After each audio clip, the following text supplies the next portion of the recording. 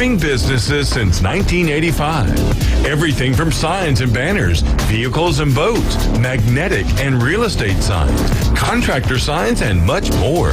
Signworks can do large format, full color printing too. Signworks, a real professional in the business world. Call Signworks at 785-8899. Signworks, 850-785-8899. WGSX Lynhaven WFLQ Port St. Joe. Powered by Panama City Toyota, ESPN Northwest Florida. 5, 4, 3, 2. Stand by. On my mark. You survived the workday. Now survive the truth. Don't you want to have the best 12 teams in college football playing each other?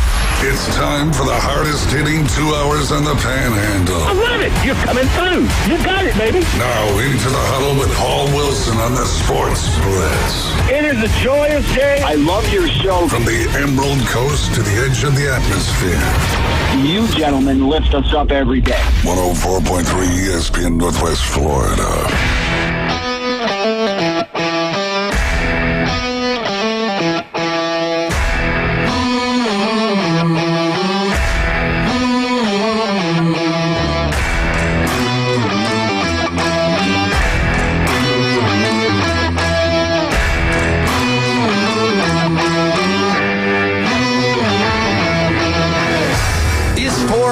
And you're tuned in to 104.3 ESPN Northwest Florida, your spot for college basketball. Don't forget, tonight we've got Auburn versus Oklahoma. Not right after the show. This is a late one, 8 o'clock, right here in the Panhandle. 104.3 ESPN Northwest Florida always is your place for college sports, especially basketball, right here in Panama City Beach. It's a beautiful day, but still cold.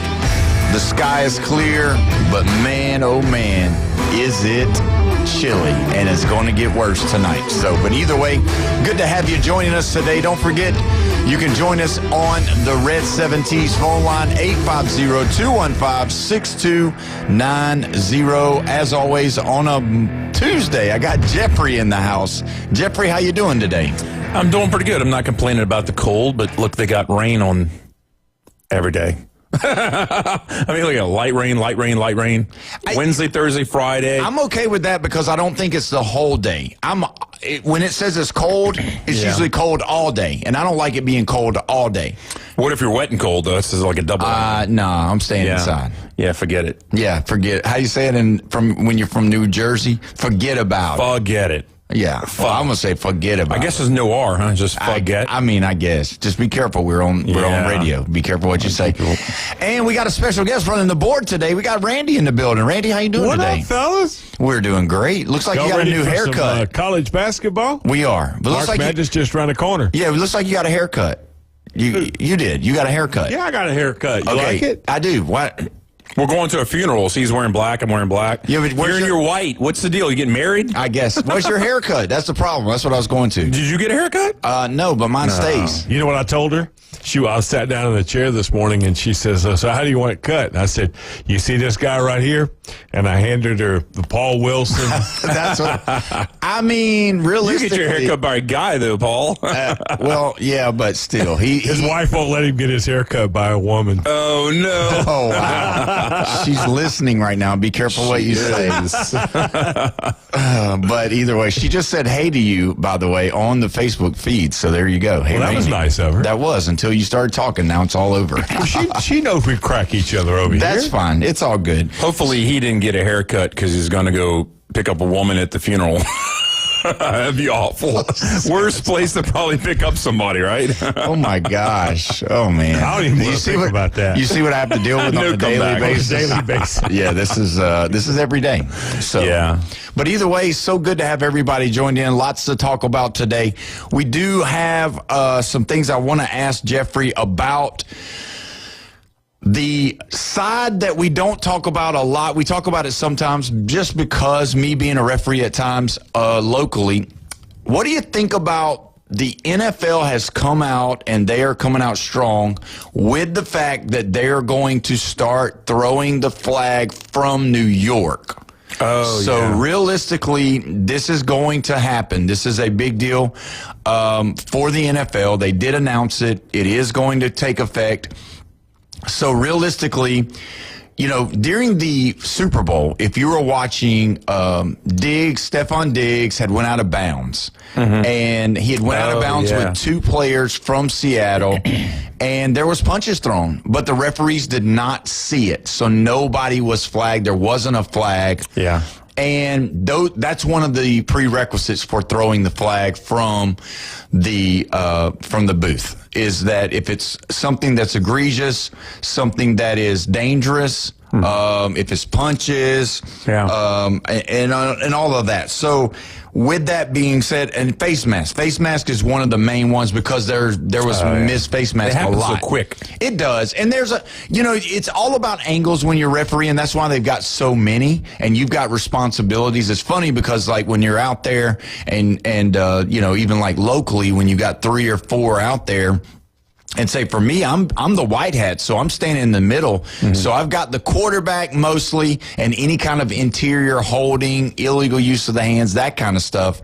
And I don't usually follow the ball. I follow the play. Yeah. And for little kids, you don't really want to throw flags on something that doesn't affect the play. So realistically, that's how I look at it. And it's funny because a lot of the adults, especially the dads or even the fans, they're like, why didn't you call that? Why didn't you call? It's like, I'm watching here. I'm not watching up there. That's not I've got him there to watch that, and he didn't call it. So yeah, they don't know the logistics of it. Right. But going into the NFL part of it all is that you really, do you like it? Do you not like it? Well, I mean, are you going to have 2 different guys watching all the video for every play? You're going to have, you've got multiple people in the booth watching watching it live happen. Yeah. If they see something, they buzzer down to the main referee that's there, and then they stop the play, rewind it, and then watch. They'll show. Make sure. Yep, they'll make sure they'll slow it down. They'll do all those things. Do you like it? There's sometimes where I like it and sometimes where I don't, because, everybody's complains, it slows down the game, and everything. And that's the part where I kind of get it from some people. They want the game to keep on going at a fast pace. And then there's other times, like I was watching a play like 3 days ago, and it was like the time when it said the time when Tyreek Hill caught a pass, and he might not even realize he caught a pass. What happened was the ball, he tipped the ball once, and then the defender was on him. And then when the ball launched up, he fell on his back, and the ball came down right on his chest, and he had the ball. Ball never touched the ground. And they called it incomplete pass, and he ran back to the sidelines because they were going to punt it, and it was like a 45-yard pass. Yeah, he didn't even realize he caught it. And he didn't even realize he caught it. He just thought it touched the ground, I guess, because you're in the moment and this guy's on top of you, right? Yeah. Between the time that you tipped it and then you caught it. And then, they replayed it and they showed it and everything. I was like, oh, my God, that guy got like a 45-yard pass and didn't even realize it. Well, when you think about it, what's the main part of all of it, though, is safety. Player safety is first.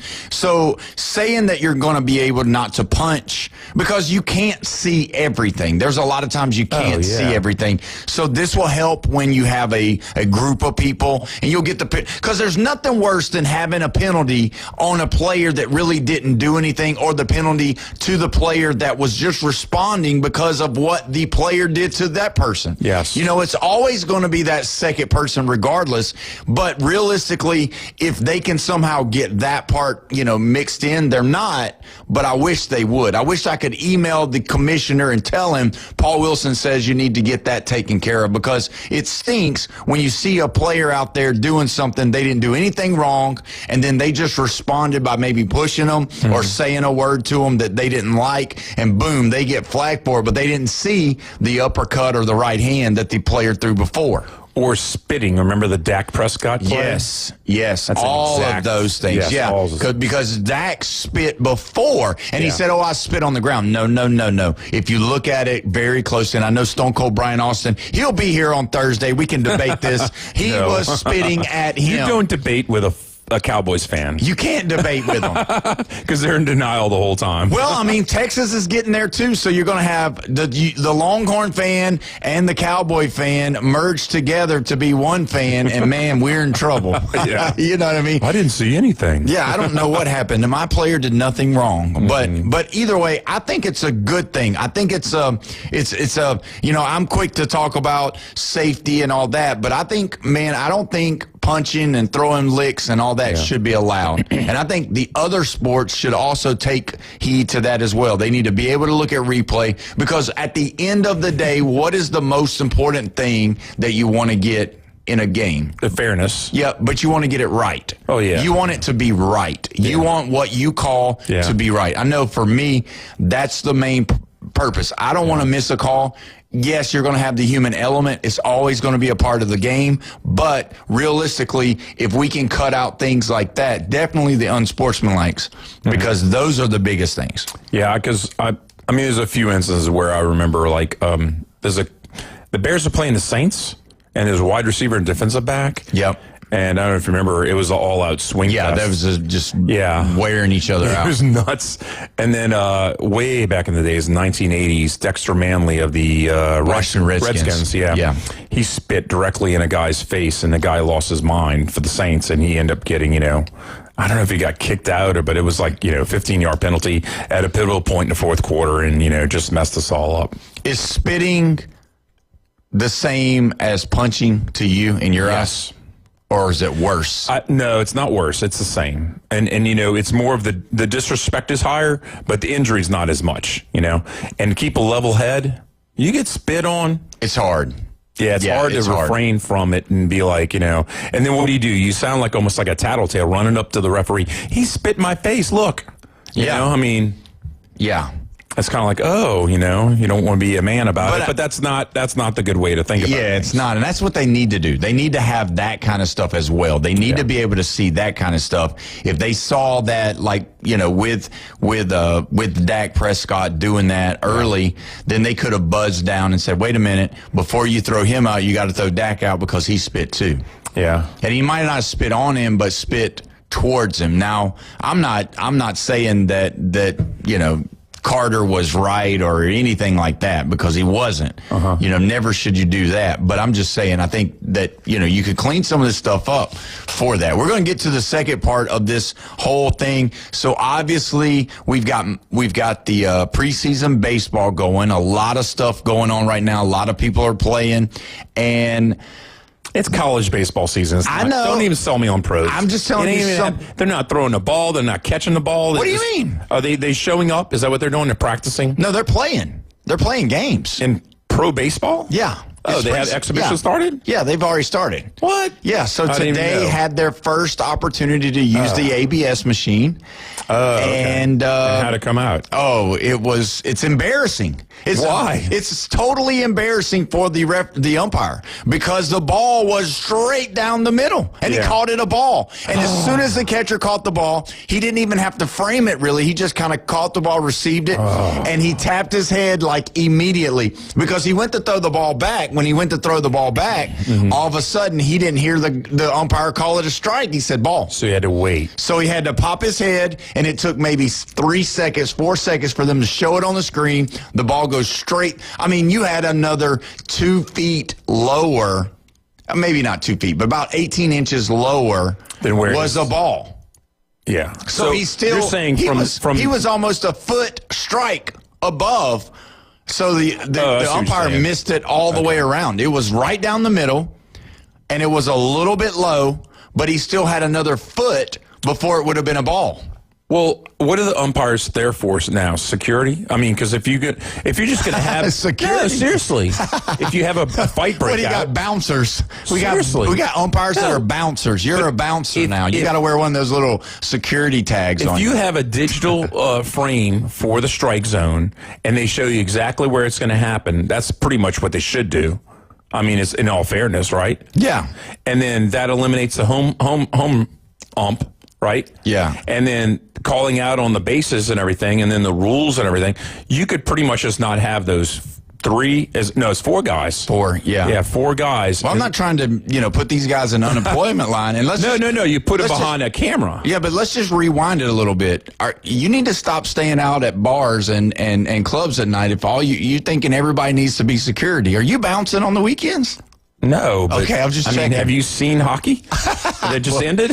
Yeah, but we're talking about baseball over strikes. I mean, you don't need any cameras for hockey. I mean, because there's so many fights and everything. It's like, how do they even decide how somebody even goes to the penalty box? I don't know. And do people actually get thrown out of hockey? We're going to have to ask Ty that question. That's a Ty question. The question to me would be also with that is, why do they let them? I don't understand what they're doing. Like, they start fighting, and then they take their gloves off and keep fighting. No. And the helmet and then off? it's like, what do they do? Just allow them to keep going until a certain point? Yes. Like, is it 15 seconds? Who's the one that decides? 15 seconds. Yeah, I mean, who's the one that decides whether or not fight is, Now, when somebody gets knocked out or they kind of go to the ground, then they start going over there to break it up. But they just start slugging on each other. Now, I'll tell you right now, I know multiple people who hate Canada. And that's our biggest ally. We share a defense secrets with them, everything. We're more than $1 trillion trade partner with Canada. I really don't have a whole lot of hatred for Canada, but apparently hockey fans take it to a whole nother level. And I hear the hatred with this whole game that we just had and everything. It's not risen to a whole nother level. It's always been there. And it's funny because you want to divert people's hatred for Canada, talk about Russia, because Russia was kept out of this right. The hockey Olympics. I mean, they had a chance to possibly win it all. Yeah. And people say, oh, they're not as good as they used to be. Do you know how long it's been since Canada has won a gold medal in hockey?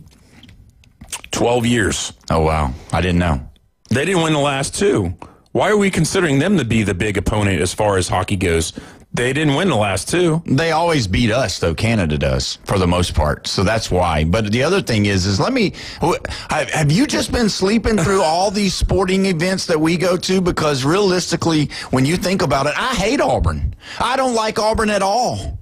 And you shouldn't like Auburn. And I don't like LSU. So there you go. I don't like Clemson. I don't like, there's people I just don't like. And that's the same. I don't like Canada either. I don't care if we share in food and share in all kinds of stuff. But as far as your team, as far as that hockey team goes, I don't want them to win ever. I want Canada to always lose. And so, they can be our ally, and we can trade secrets, and we can trade food. But I don't want the hockey team to win anything. So this is just how it is, brother. I don't know what's the problem. There ain't no problem here. Well, I have a large hatred for the Yankees, and that's your favorite team, right? I like the Braves and the Yankees. Okay. Yeah. Is the Red Sox the number 1 hated team for you? Sure, yeah. And the Blue Jays are in the conversation. I don't like the Blue Jays. I don't like the Reds. No, I ain't got nothing to do with that. You're trying to twist it up. I don't mind the Toronto Raptors. So it doesn't escalate just because they are foreign. No, it doesn't have anything to do. It has all to do with they're the opponent that I want to beat the worst, and the way that they responded to the national anthem, the way they responded to our players, and how they treat us in that regard. And they said that, Canada, hockey is our sport or whatever. Mm-hmm. So you know what? We took it back. All right. That's just how it works. Yeah. And I don't want to say give it back, but I would rather the South win at any of these sports, football, basketball, baseball, anything, than take over the sport of hockey. Because the Florida Panthers and the Tampa Bay Lightning have won like 4 titles this decade? I have no idea. It's something crazy stupid like that. Really? Florida has taken over hockey. I didn't know. And yet NFL, name a Southern team that's won football in what's it been like? Tampa Bay. Tampa Bay won it once in 2019. Mm-hmm. So 7 years ago. Yeah. And the Saints won 17 years ago. And that's about it. Yeah, that's all. Think about it. We have given up on NFL. Yeah. And we usually dominate college football, but we haven't won 3 years in a row. They're not giving up. I mean, look at all the national titles that Alabama and Florida and LSU have won in different sports. And the North has won 3 in a row in college football. In football, they have. Midwest they've gotten hot here the last 3 years. So what? They're not going number 4. All right, you heard it first here. But, I mean, the Braves, the Marlins, Devil Rays, who else do we have? Astros actually have won titles, and it's probably been 5 years, huh? Yeah. I mean, the South has not really been doing very well at pro sports, except for hockey, which is strange to me. Yeah. We took over hockey of all the sports. I mean, that's just how it works. Just because, I mean, we don't even have ice here. Well, you need to you need to do something about your Saints. Say sorry. You got to get them better. No, they're horrible. And you got to get Atlanta going. Let's go. Atlanta. Nobody wants Atlanta except for the Braves. Tampa Bay. The Jacksonville Jaguars. I mean, you got to get these guys going. Jacksonville has got a shot. We're going to talk about Jacksonville. They did something that's a little strange, and we got to talk about when we come back from the break. But either way, when we come back, we're going to discuss a little bit more of this. You've been listening to the Sports Blitz with Paul Wilson right here at 104.3 ESPN, Northwest Florida.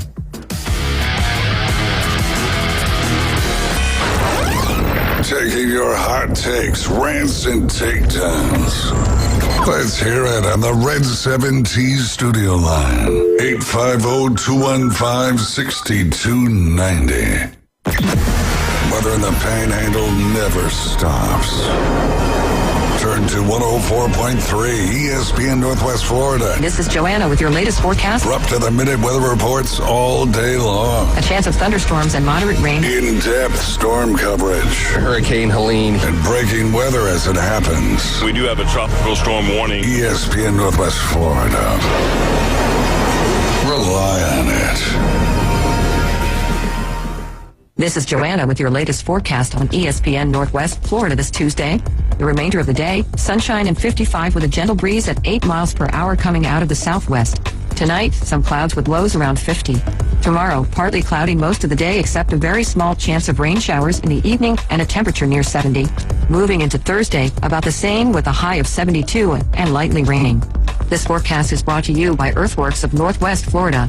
Thank you for listening to ESPN Northwest Florida. Rely on it. Los Rancheros has been doing it right for 20 years. Los Rancheros brings a top-shelf dining experience to you with the opening of their beautiful new building. Watch all college and pro games on Los Rancheros' 14 large-screen TVs with great drink specials daily from 2 to 5 and during all the games. Los Rancheros, the place for live sports and great food on 23rd Street between Jenks and Harrison. Reliable Copy Products is proud to be the exclusive dealer in Northwest Florida for Kyocera office equipment. Reliable Copy Products has been committed to providing professional, personalized service for the last 35 years. They understand that the right equipment does not always fall within today's budget requirements, so they offer several options for the equipment you need today for the growth you expect tomorrow. Call James Smothers at 784-6601. 784-6601. Reliable Copy Products on Harrison Avenue, just north of Bay High School. The Gator Boys are back. Florida will cut down the nets. Winners of the national championship. And ready to defend their national title. The rack. Layup good and wide. Off the rim. Alley-oop dunk.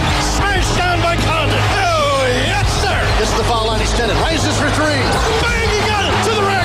Dunks it with two hands. On your home for Florida basketball.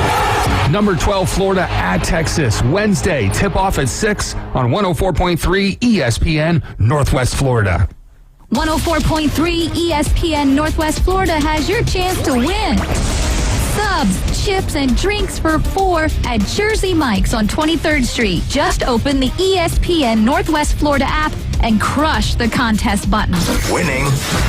The ESPN Northwest Florida app is available for Android and Apple. The new Sports Blitz. Oh, yeah! Rants, hot takes, and huge reactions are incoming on 104.3 ESPN Northwest Florida.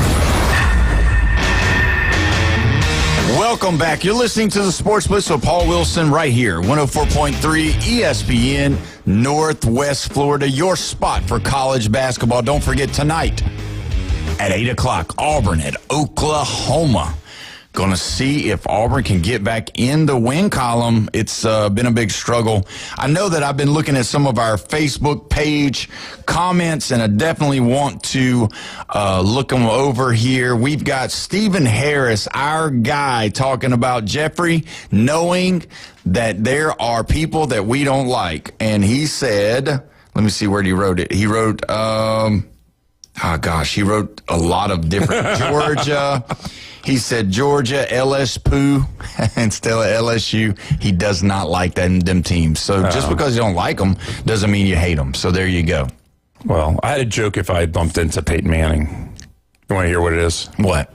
I would have told him, hey, Luke Bryan left a message for you. It says, roof, roof, roof, roof, but a lot more aggressive. Because the Georgia Bull, you're like, rah, rah, rah, rah, you know, like they'll bark at you. It's it's kind of wild. Yeah, they do. And go ahead. So you hate Auburn? Yeah, I don't like Auburn at all. And then Georgia? Yeah.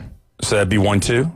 I don't hate Georgia. Okay. I'd rather Georgia win. I'd rather an SEC team win than a Big Ten team, just so you know. Okay. Well, we know. Speaking of Big Ten, we're going to go to the Red 17s phone line. We got Ty on the line. Here we go. Ty, I am glad you called in, my friend. We have got to ask you, who tells them how long they fight on hockey? Because we don't really know. Like, it's like they just, the referees are like spinning around and they're just like skating around. And then once somebody hits the ground, we know they get them up or whatever. But like, who says when is enough? That's it. When you hit the ground, that's when it's enough. So they can fight until somebody hits the ground, even if they bust their nose and all that stuff? It doesn't matter. As long as they're both still standing up, they let them go. Wow. So you played. That's the same when goalies fight. That's the same when players fight. Why does goalies have to fight? Who they fight?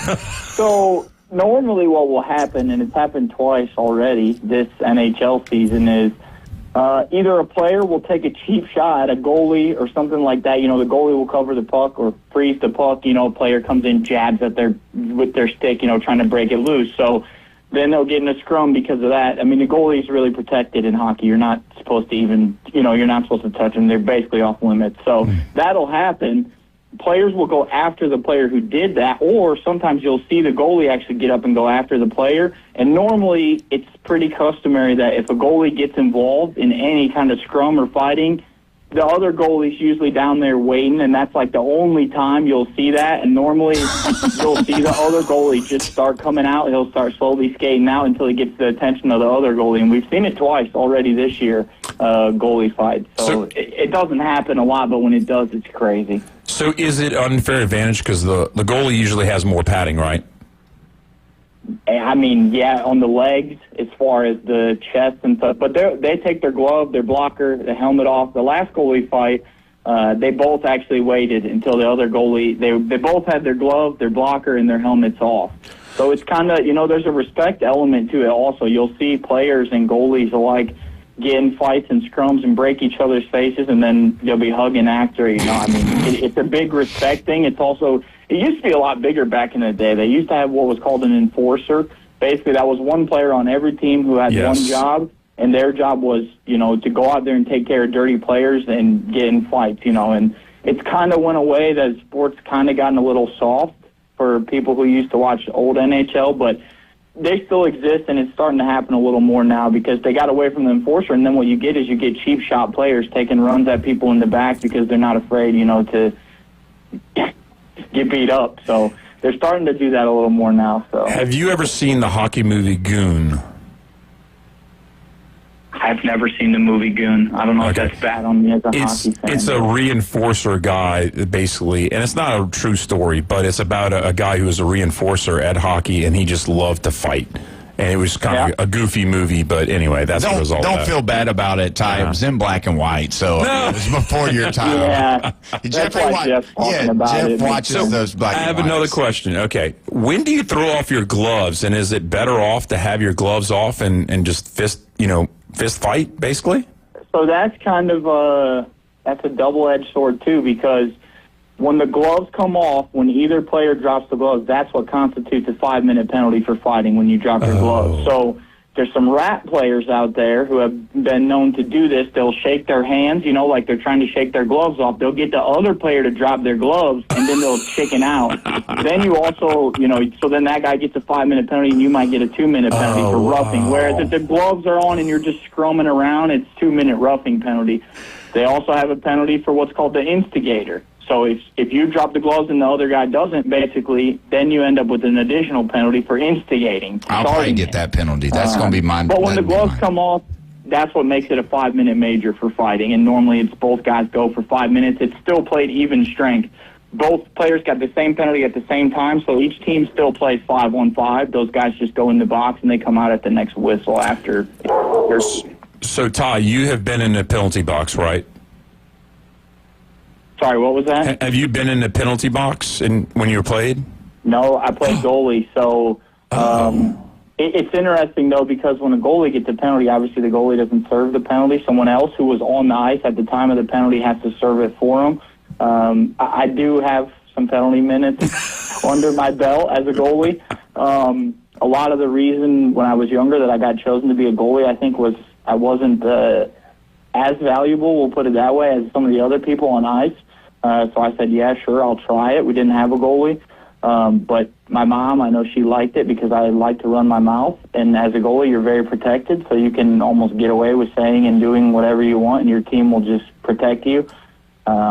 Yeah, there were times they would have me skate out, play defense or forward, and my only goal was to go out there and chirp people and draw penalties, basically. Get under their skin and make them trip you and draw penalties to get power plays. And I did that quite a bit also. And this serves you well in your professional career. Yes, really well. Really prepared me well for life. Well, a friend of the show, and obviously he comes on a lot, Stephen Harris, he's actually commenting. He wants to do a remake and call it Goon 2, and he wants to be the enforcer, and I think Jeffrey could be a part of that, so that'd be really good.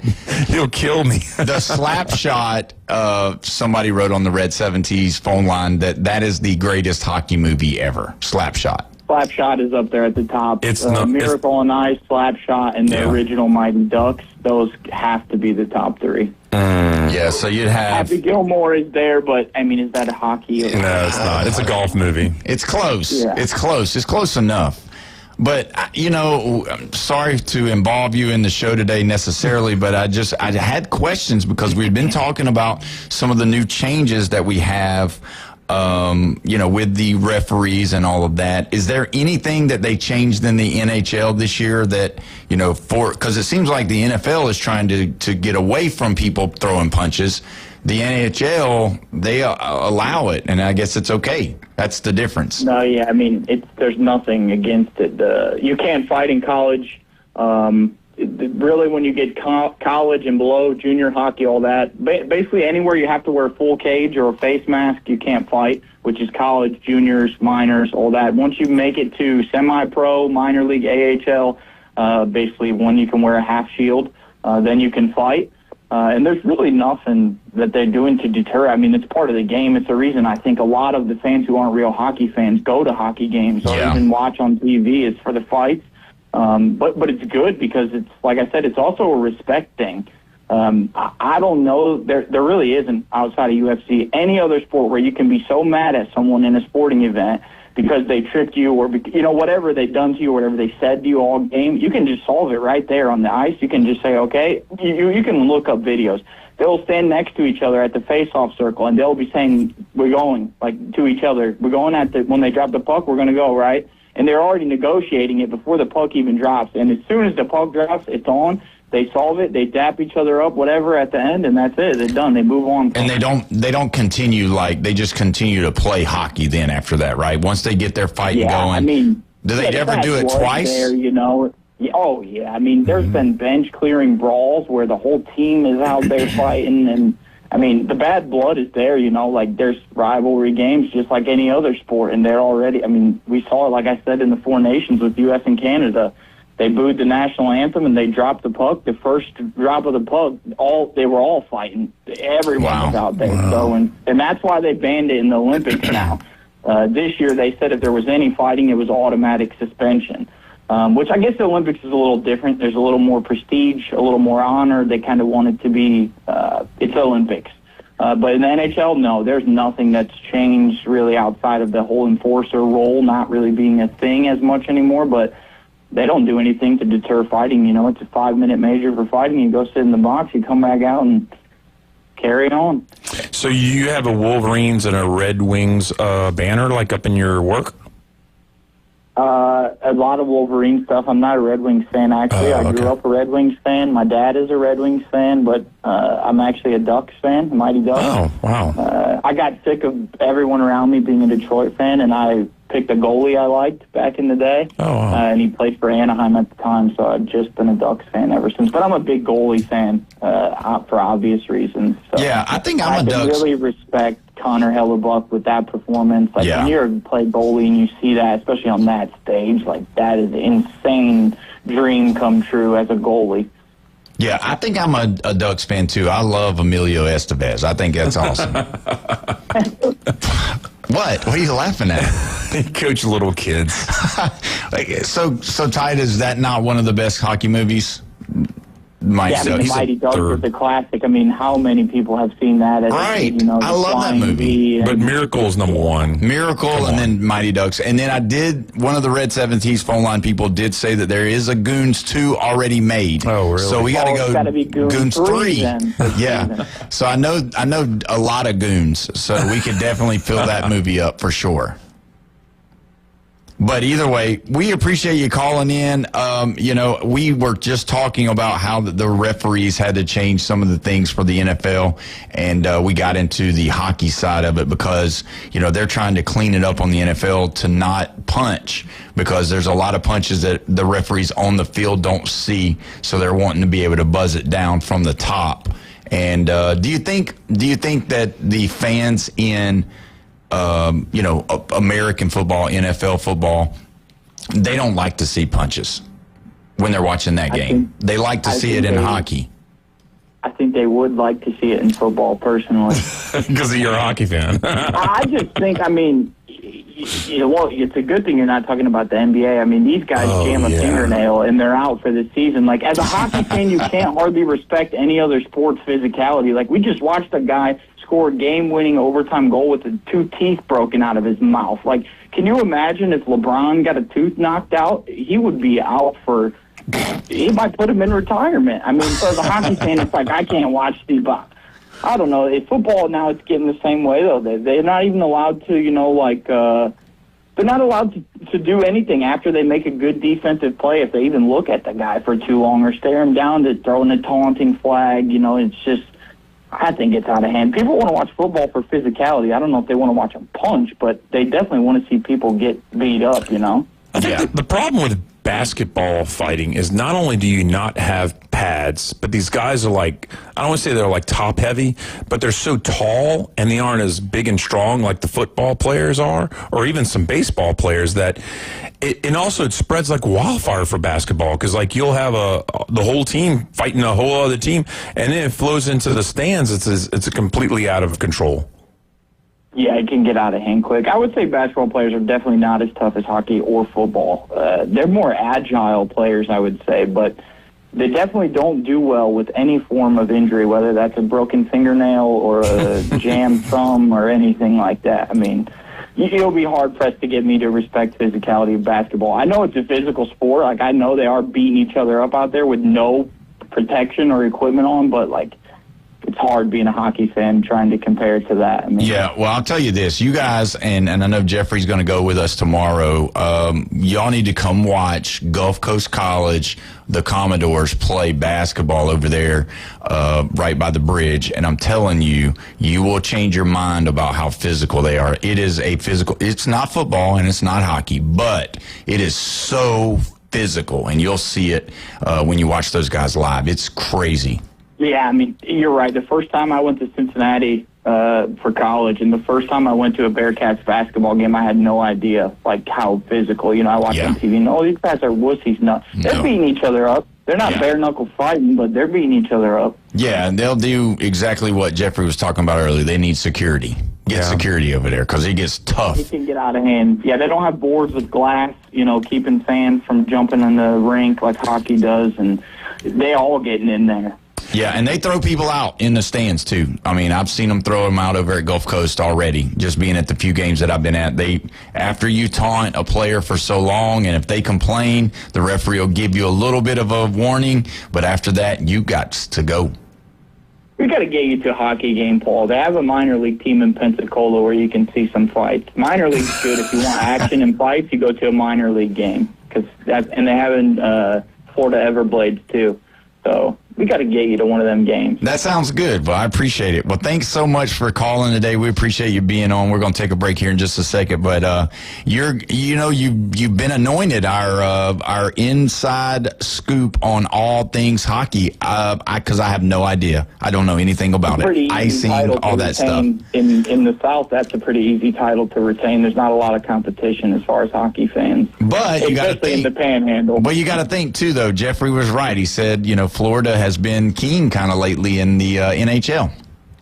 They are. But that's a little different over there than North Florida. Yeah, that's true. That is very true. Well, Todd, thanks so much for calling in, man. We appreciate you. Thanks, guys. Have a good one. You too, buddy. But he's right. I mean, I definitely want to go. I'm excited about going to see it. It'd be fun to watch. I think I would get into it a little bit because really when you watch, I've watched a professional soccer game and it's really, it's fun to watch if you're there. Now, watching it on TV, I've seen it, and I'm just like, oh, man, But watching it live and hearing the people, they chant the whole time, they scream the whole time, and usually there's, anywhere from 60 to 80,000 people there, and it's loud and, it's rowdy. Have you ever been to a professional hockey or a professional soccer game? Actually, yes. Not Abby Wambach. Yeah, it was Abby Wambach. It was her last professional women's soccer match. I don't know if you know who Abby Wambach is. So basically, North Carolina Tar Heels used to dominate college women's soccer. I don't know if they won like 17 out of 18 in a row or something crazy stupid like that. And Abby Wambach came down to the Florida Gators and won back-to-back national titles for the Gators. Wow. And then she went on to professional career, and she was known for headbutting the ball and saving, her team from getting scored on. So anyway, she scored a lot of goals also. But anyway, she was on this big, long crusade for USA women's soccer. And then she played her last game against China, who was ranked number 1 in the world. And they won in the New Orleans Superdome. And they didn't sell out the Superdome. But, as far as women's hockey goes, it was a large turnout, and you would have thought it was a Saints game if you had seen Boyer Street right by the Superdome. It was pretty crazy, and that was pretty remarkable. That's the biggest game I've ever been to. I've only been to one hockey game. It was the New Orleans Brass. Like horns, Yeah. That was our hockey team. It's not around any longer, but I went to that in the Smoothie King Center.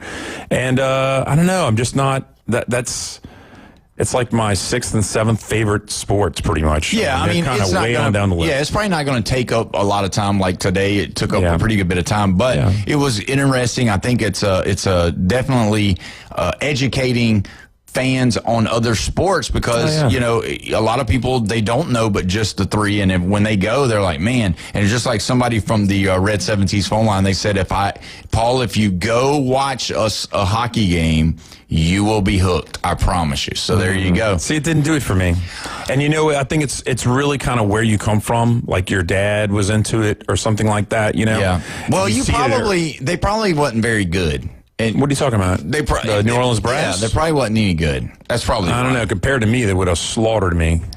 Well, compared to you, sure. I like actually ice skating, but but we're not. But skating with a puck and a stick and everything is completely different. I know you like to figure skate. It's not figure skating. It's called ice dancing, Paul. Okay, sorry. I know that's what you were locked in. After this break, we'll let Jeff give us all of the tips on what it takes to be an ice dancer. No, it's not. Gross. But either way, we're going to go ahead and take our next break. When we come back, we'll discuss a little bit more of what's going on in the NFL world. We're about to get to the Combine. You're listening to the Sports Blitz with Paul Wilson right here, 104.3 ESPN Northwest Florida.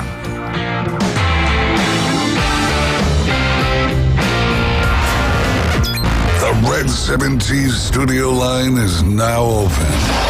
850-215-6290. You're home for college basketball. ESPN Northwest Florida. After a last-second win over Kentucky, the Auburn Tigers travel to Norman to face the Oklahoma Sooners in a critical SEC showdown. This game carries significant postseason implications as the Tigers are fighting to stay on the NCAA tournament bubble. Tip-off coming up tonight at 8 on your home for college basketball. ESPN Northwest Florida. Contractors, when your job site needs materials fast, trust the local team that delivers.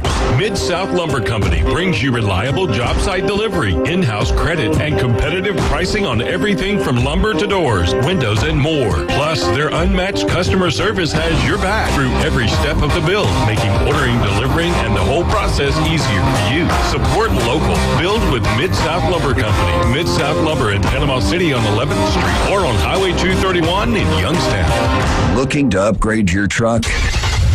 It's Blue Diamond Truck Accessories in Panama City. They sell, service, and install it all. Light kits, bed covers, bumpers, winches, lift kits, and any trailer hitch you can imagine. Blue Diamond Truck Accessories, just west of Frankfort Avenue on 15th Street. Find Blue Diamond Truck Accessories on Facebook or call 850-914-0265. Blue Diamond Truck Accessories, 850-914-0265. Are you feeling tired, weak, or maybe you feel old and cranky? If so, I have the answer. It's Max Fit Sports Nutrition with 2 locations, 23rd Street in the Coronado Plaza and in Pier Park North on Back Beach Road. Max Fit Sports Nutrition has nutritional products and professional dietary plans to get you moving in the right direction. So get off that couch and get to Max Fit Sports Nutrition now. Max Fit Sports Nutrition, where you can try it before you buy it. 104.3 ESPN Northwest Florida has your chance to win. Subs, chips, and drinks for 4 at Jersey Mike's on 23rd Street. Just open the ESPN Northwest Florida app and crush the contest button. Winning.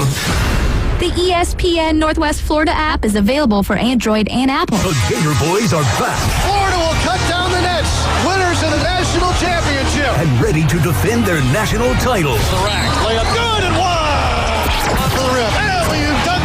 Smashed down by Condon. Oh, yes, sir. Gets the foul line extended. Raises for 3. Bang, he got it to the rack. And dunks it with 2 hands. On your home for Florida basketball.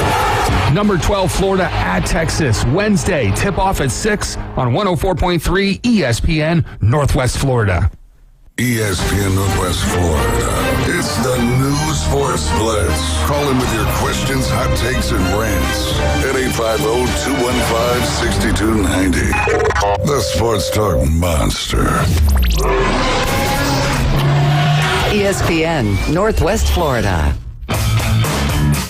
We are back live and local right here at 104.3 ESPN Northwest Florida. This is the Sports Blitz with Paul Wilson. We're so glad that you've joined us today.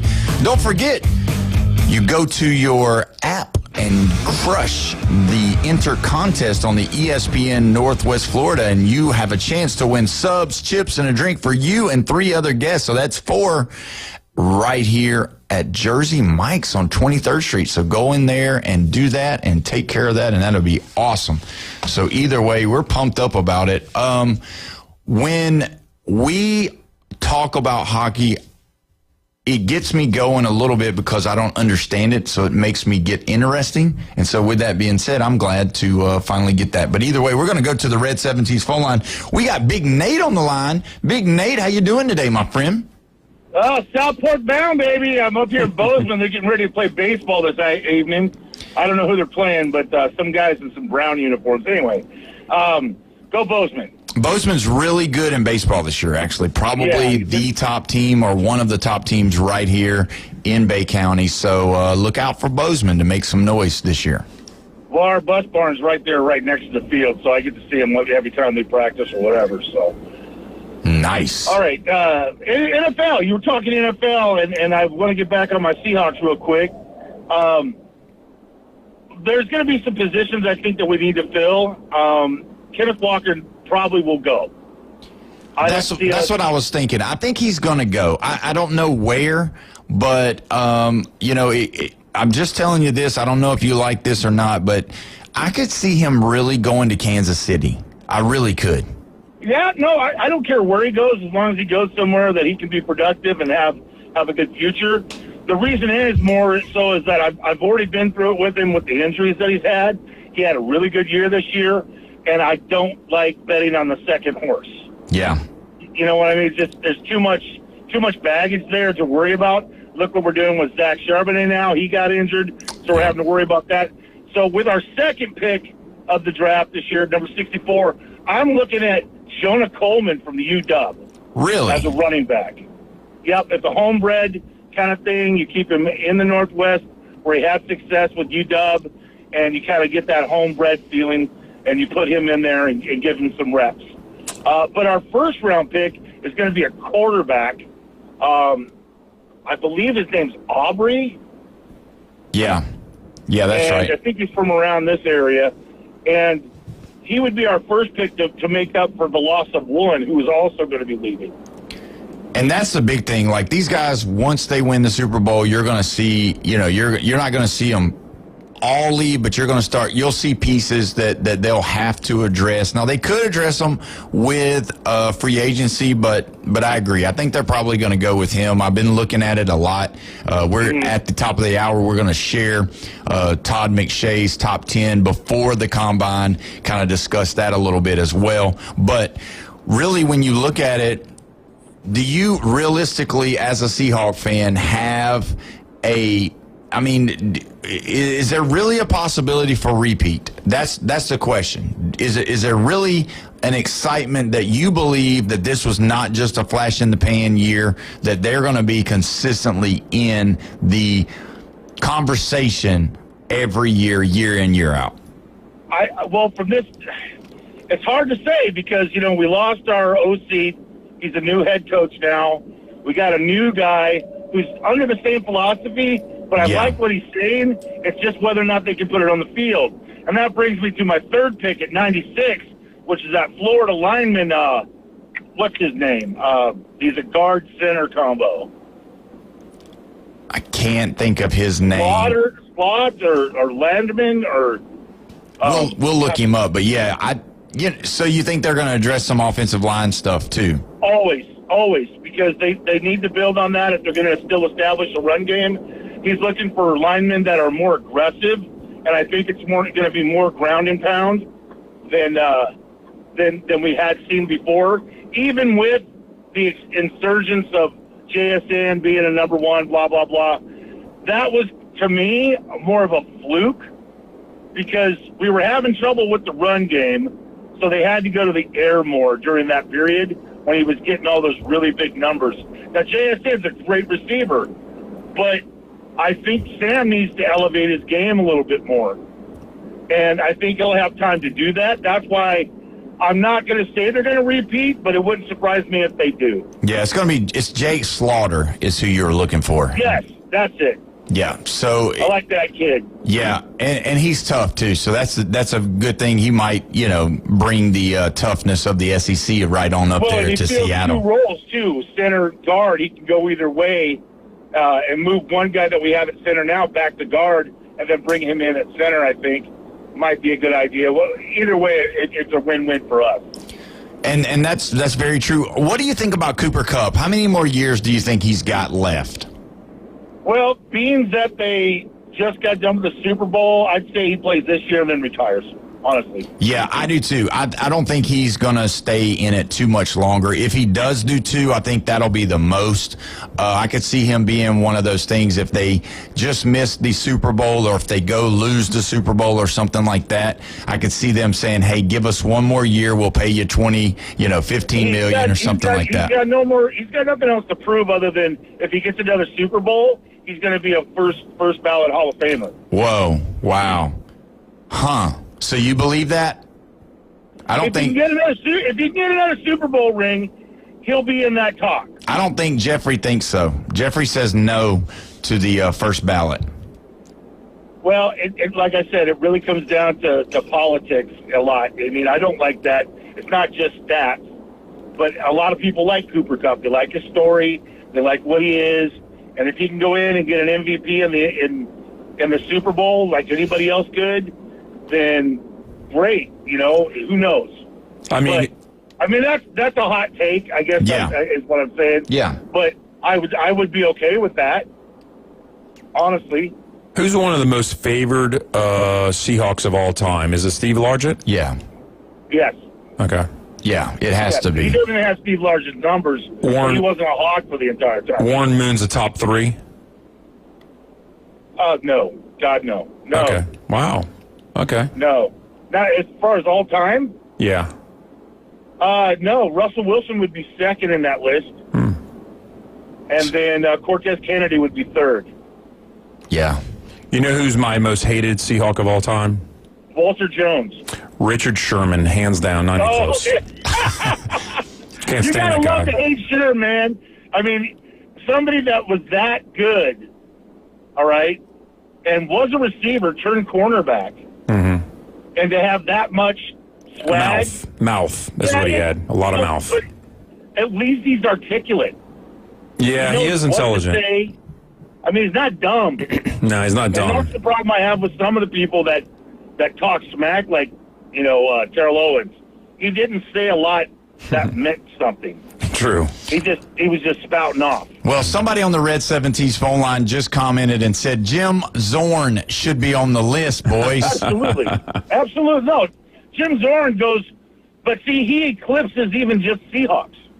True. That's true. I mean, his coaching accolades are even more than what he did with the Hawks. Yeah, very true. I mean, he's a quarterback coach for several teams. Yeah.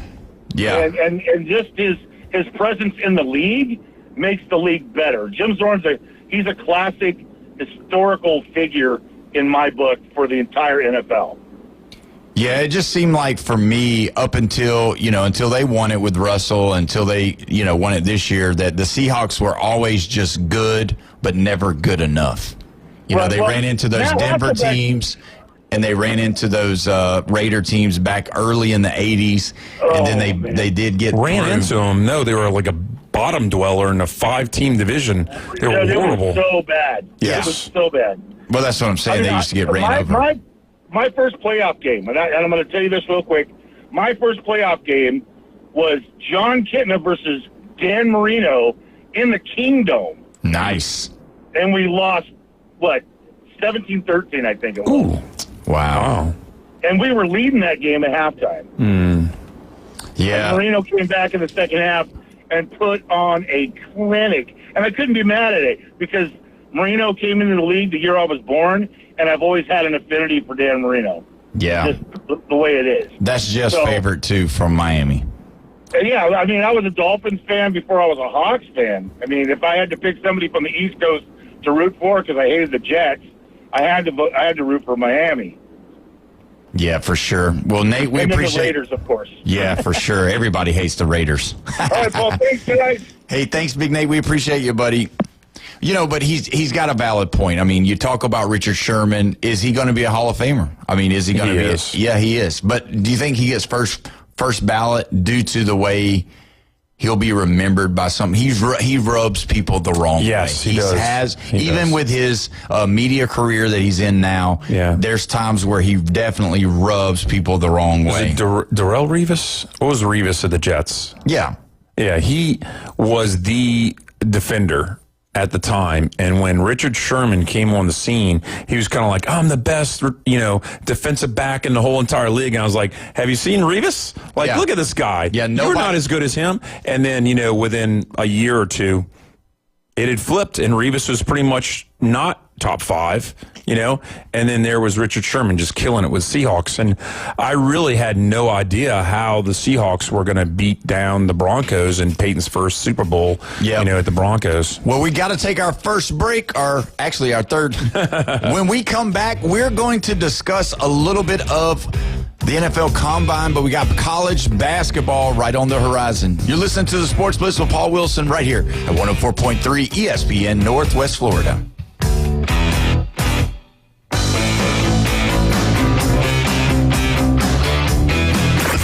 Call in now. This is touch-tone service. The Red 70s studio line is open. Demonstrate how to make a call with your dial telephone. 850-215-6290. ESPN Northwest Florida presents the most college basketball. Three-pointer, push it in. College basketball is back. The Panhandle's destination for live play-by-play. The SEC, ACC, and beyond. Oh, you saw that coming, Rampant. The biggest games play right here. ESPN Northwest Florida. This is Joanna with your latest forecast on ESPN Northwest Florida this Tuesday. For tonight, partly cloudy skies and a low of 50 with a moderate breeze out of the south-southwest at 13 miles per hour. Tomorrow morning, some sun with temps around 68. In the afternoon and evening, a variety of some sun and very light showers and a temperature near 70. This forecast is sponsored by Mid-South Lumber, the best little lumber yard in Panama City. Thank you for tuning into ESPN Northwest Florida. Rely on it. When it comes to building smart and roofing right, TK Vandy's is the name you can trust. They're your go-to for general contracting, design, build solutions, and top quality roofing. From concept to completion, they deliver excellence on time and on budget. Whether it's a custom build or a complex renovation, they've got you covered, literally. Call TK Vandy today and build something better together. TK Vandy, built with purpose, roofed with pride. 104.3 ESPN Northwest Florida has your chance to win. Subs, chips, and drinks for $4 at Jersey Mike's on 23rd Street. Just open the ESPN Northwest Florida app and crush the contest button. Winning. The ESPN Northwest Florida app is available for Android and Apple. WGSX Lynn Haven, WFLQ Port St. John. Powered by Panama City Toyota, ESPN Northwest Florida. Tired of boring merch and want your brand to stand out like the big names? Elevate your look with Red 7 Tees. They don't just print shirts, they create bold identities. They are a veteran-owned custom apparel shop providing the kind of detail that turns heads, using high-quality digital printing and embroidery to give you that unique style you love with no minimums or cookie-cutter designs. From small business to sports teams, if you've got a vision, they'll help you wear it proudly. Visit red7tees.com. Ask for special ESPN Northwest Florida pricing. The phone lines are open, the opinions are flowing, and the arguments are just getting started. You cannot give LSU extra opportunities. With just one loss, they can sneak in there. They're playing championship football. The Sports Blitz with Paul Wilson is back, and we're putting you in the game. He has not turned the ball over. 104.3 ESPN Northwest Florida.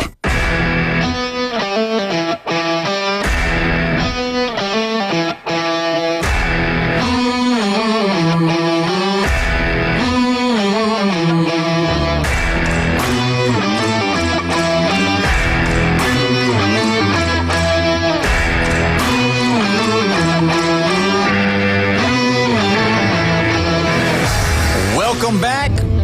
It's 5 o'clock, and you're locked in right here at 104.3 ESPN Northwest Florida, your spot for college basketball. Don't forget tonight at 8 o'clock, Auburn at Oklahoma, hoping that the Tigers can get back into the win column. Right here at 104.3 ESPN Northwest Florida. You're listening to the Sports Blitz with Paul Wilson. Don't forget, if you want to be a part of the show, you can be 850-215-6290. We've been talking a lot about some of the things that I don't know about, which is hockey. But now we go into something that I do know about, which is basketball. Man, I wish this would just go away, but it's like the gift that keeps on giving.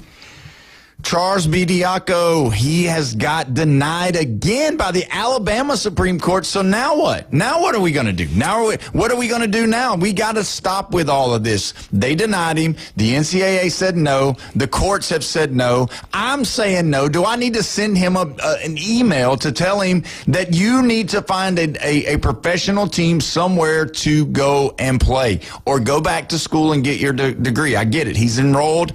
Go ahead. Alabama basketball does not need you anymore, Mr. Biacco. That is it. You've done your duty. We appreciate you. Thank you so much. Let's move on. right? I mean, am I right here? What? I mean, why are we keeping this in the news? It should not be. He should go onto the G League, go play overseas, do whatever he needs to do to get better so that he can go. Now, the question is, when the draft comes up, are we going to see his name pop up? Because, I mean, can they draft him again? Because he played 5 games. No, but if nobody has the rights to him, because there's teams that might have the rights to him. Yeah. So that's I didn't think that if you had rights to him how did he go to play at Alabama if somebody else had the rights? Because if he only... They would have to release him, I guess. So if he's been released, then I guess that's the deal. I guess so. I just don't understand it. I wish we could figure it out, but I don't. I'm tired of it. I'm tired of seeing it.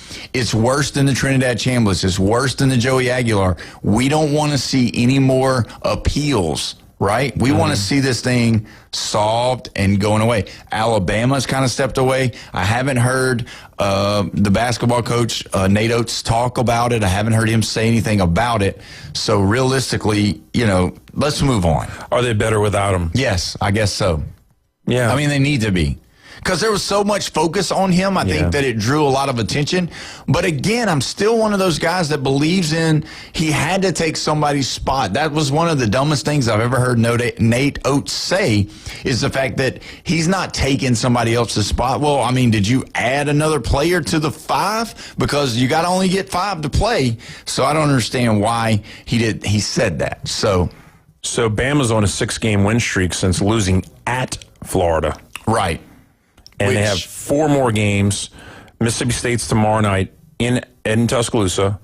And then they have Georgia, Tennessee, and then I think they finish with Auburn, I think. Yeah. I think it's the second Iron Bowl. But Iron Bowl 2. It'll be in Tuscaloosa because they've already beaten them at Auburn. Yeah. So the big game really is the Tennessee game on the road in Knoxville. Yeah, that'll be good. But if they continue to go, because they've got a lot of talent, they've got a lot of players that when they get hot, Alabama's going to be one of those teams that I would not be surprised if you see them lurking around the Sweet 16 this year, because they do have, LeBaron Fayon. He is a legitimate top 10 NBA prospect.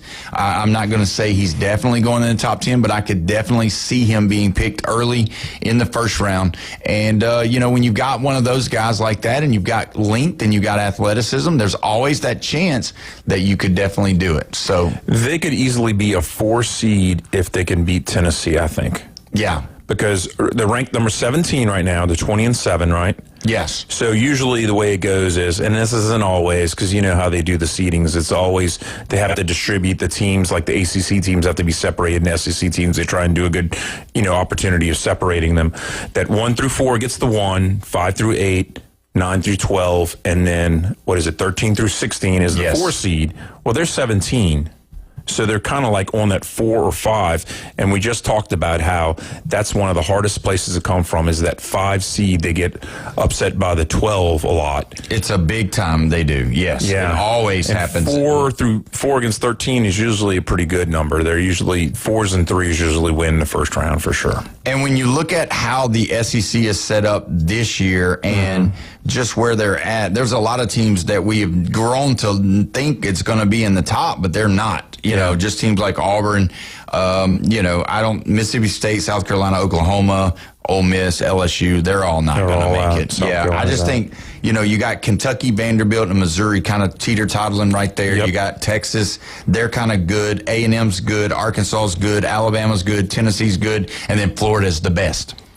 Well, they're looking at a 2 seed, and somebody's got to drop for them to steal a 1 seed, and they'll be the 4th spot because you have Arizona, Michigan, and Duke are the 3 that pretty much aren't a lock. Don't get me wrong. And UConn's got a good chance from the outside to slip into that 4th number 1 seed. Florida wins the SEC tournament. They could steal that 4th slot for, having a 1 seed. It really depends on what Iowa State and UConn do because Houston's lost their last 2. So 3. You got to think, is it 3? Yes. So you got to think Houston's going to be out. Yes. And because Houston's right now before the rankings come out once a week. So they're ranked 5th in the country. Florida's 7th. They've jumped up a pretty good bit of spots. Yeah. And now they're 7th. So you got UConn ahead of them.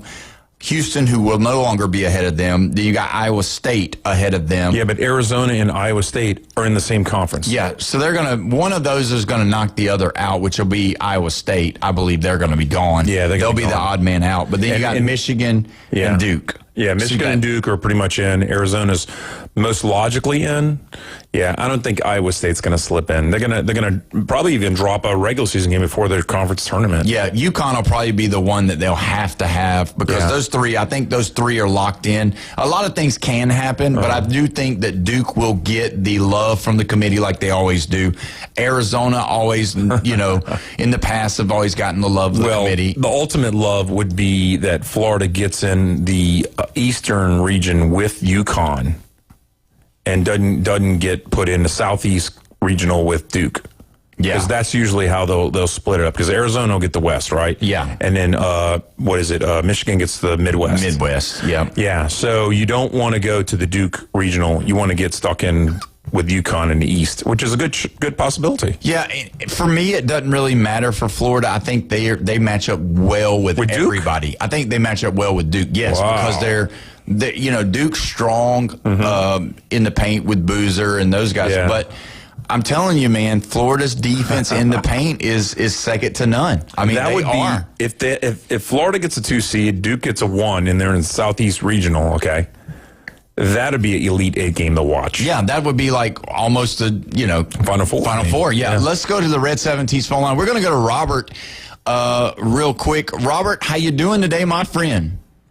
Awesome, Mr. Paul. How you doing, sir? We're doing fantastic. Hey, God bless y'all, guys. Appreciate y'all so much. Hey, let me chime in on this Alabama stuff real quick. Yeah. I know he played 5 games in the G League.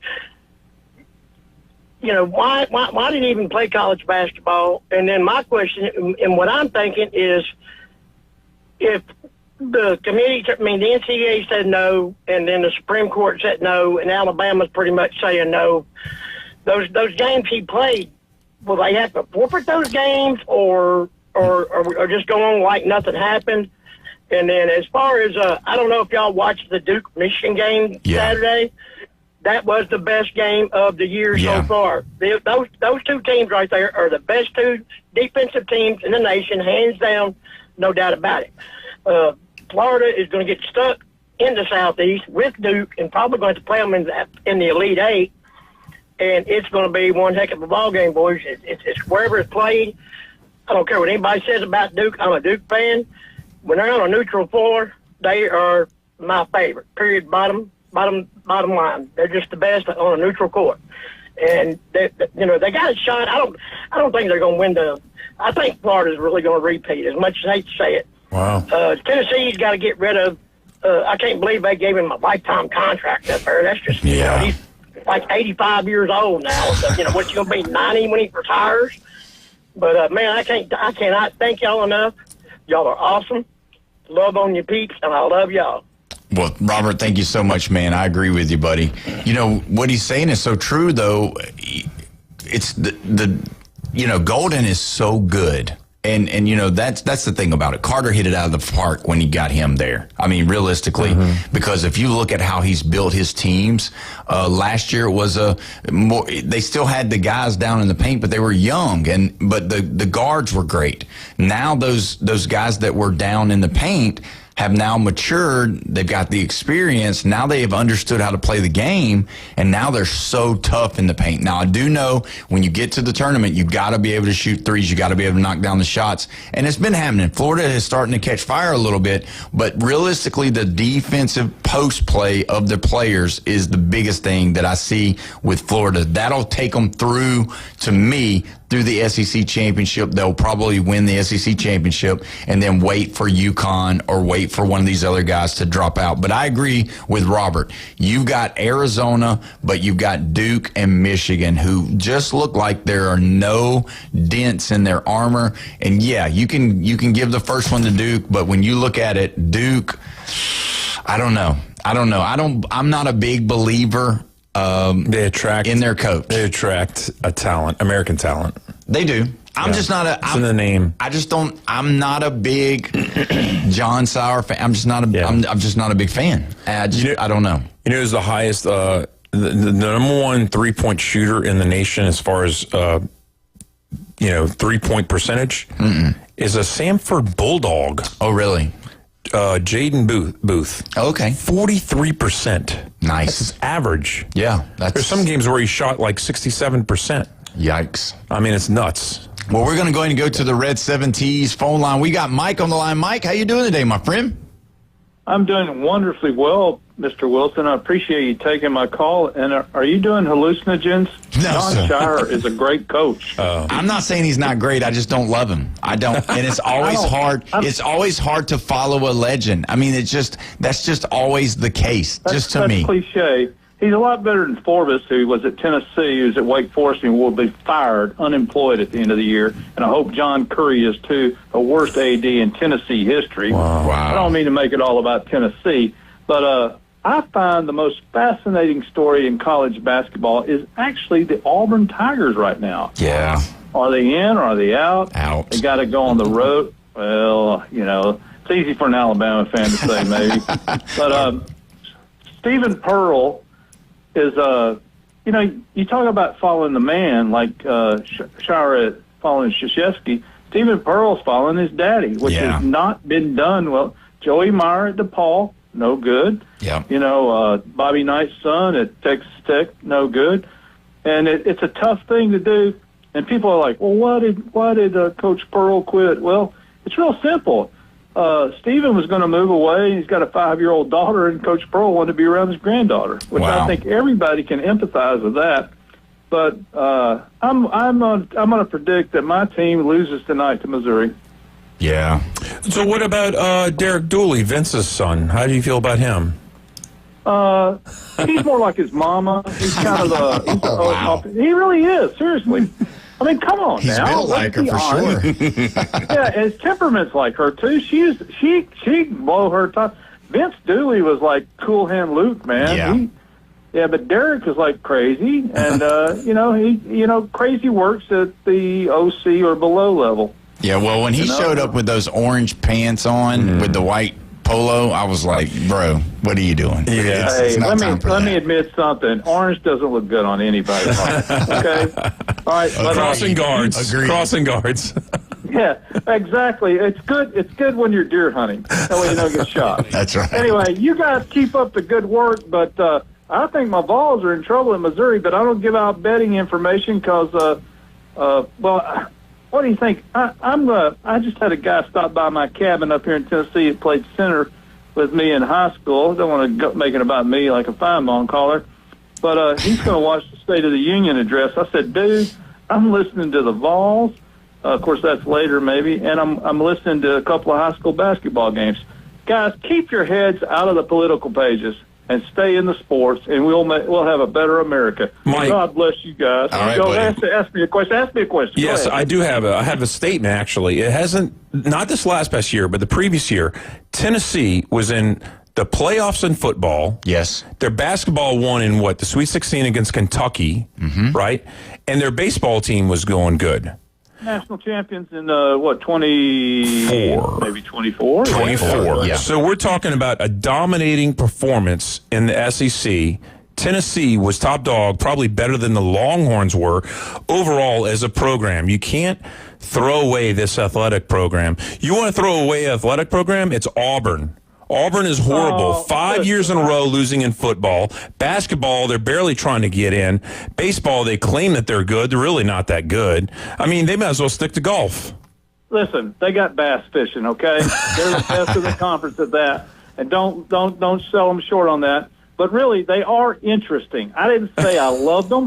They're interesting, man. Like, you remember when they used to have tabloids at the grocery store? Yeah. Okay, they were interesting, but they weren't good for you. That's right. You should read your Bible more than your tabloids. Well, that's what true. Auburn basketball is. Anyway, I'm still interested, and I love y'all, and hopefully someday I will meet you. I have been in that studio.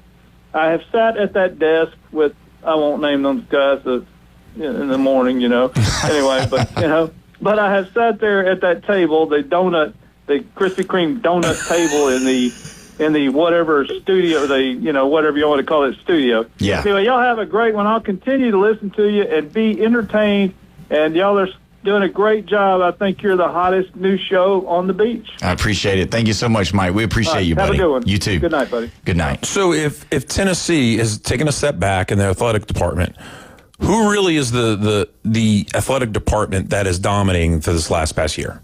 It's not Texas any longer. No. I mean, they won softball last year. Yeah. You know? They missed the playoffs in football this year. It's not Oklahoma. Oklahoma, no, because they don't really have a good baseball program that great. Arkansas has got a good baseball program. Their basketball team's pretty good, but their football team's reeling. Yeah. Alabama's baseball program's down. Basketball's good. Football is good, maybe not Saban good, but there's good. Nobody running away with it. LSU not good in basketball. Florida good in basketball. Hasn't been good in football. South Carolina good in basketball. You don't have a clear-cut winner any longer. And when Texas joined the conference, they brought so many different sports, and now they've kind of just settled into the mix. Yeah. Their baseball team is good. Their basketball team is good. Yeah. Their football team just did not make it in. Had they made it, and then then those two teams this year does well, then we might be talking about because they won the softball. I mean, if you think about it, if they beaten Florida Gators instead of getting upset by them, true. We might be talking differently about their whole athletic program from just one game. They would have probably taken Alabama's spot or Oklahoma's spot right there. True. And then Notre Dame would have still been crying. Oh, man. True story. That's so true.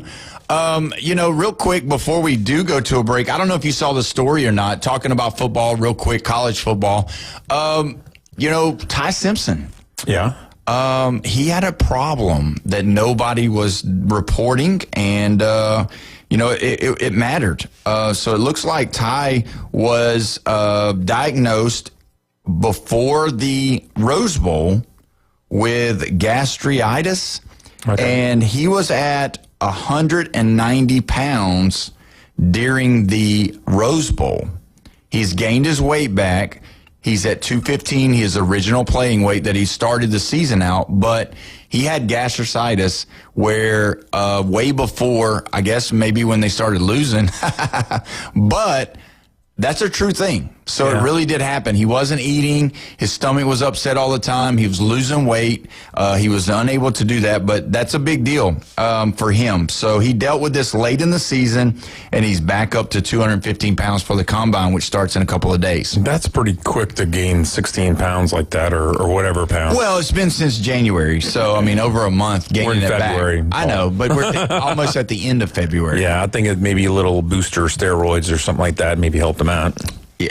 Like the illegal kind? Or? No. No, like a doctor prescribes, like the legal kind. Which is still, I mean, it's not a cheat system, but it's, it helps out. Yeah. Okay. I just wanted to put that in there. No, it's not shooting up illegally. And then the other thing that I wanted to say is that you're really tough on Auburn, and so does the Auburn basketball was really good last year. Yeah. They were really good. They lost in the first round? No, they went to the Final Four. Auburn did. Oh, okay. Yeah, okay. They did with Broom and those guys. They went to the Final Four. Okay. And then I'm going to make a statement that's going to shock you or whatever, but Golish is going to have those guys playing really good. Don't forget, Auburn lost by 3 points. Nobody scored above 21 points, but once. So I'm just saying, it's a big deal. Yeah, they finished 5-7 and missed the bowl. Yeah, but they had 4 games where they only lost by 4 points and less. So they got the same defensive coordinator coming back. But we're going to go ahead and take our break. When we come back, we'll discuss a little bit more of this. We got to get in touch with some of the NFL Combine. Todd McShay put out his top 10. We'll be discussing it. You listen to the Sports Blitz with Paul Wilson right here, 104.3 ESPN Northwest Florida.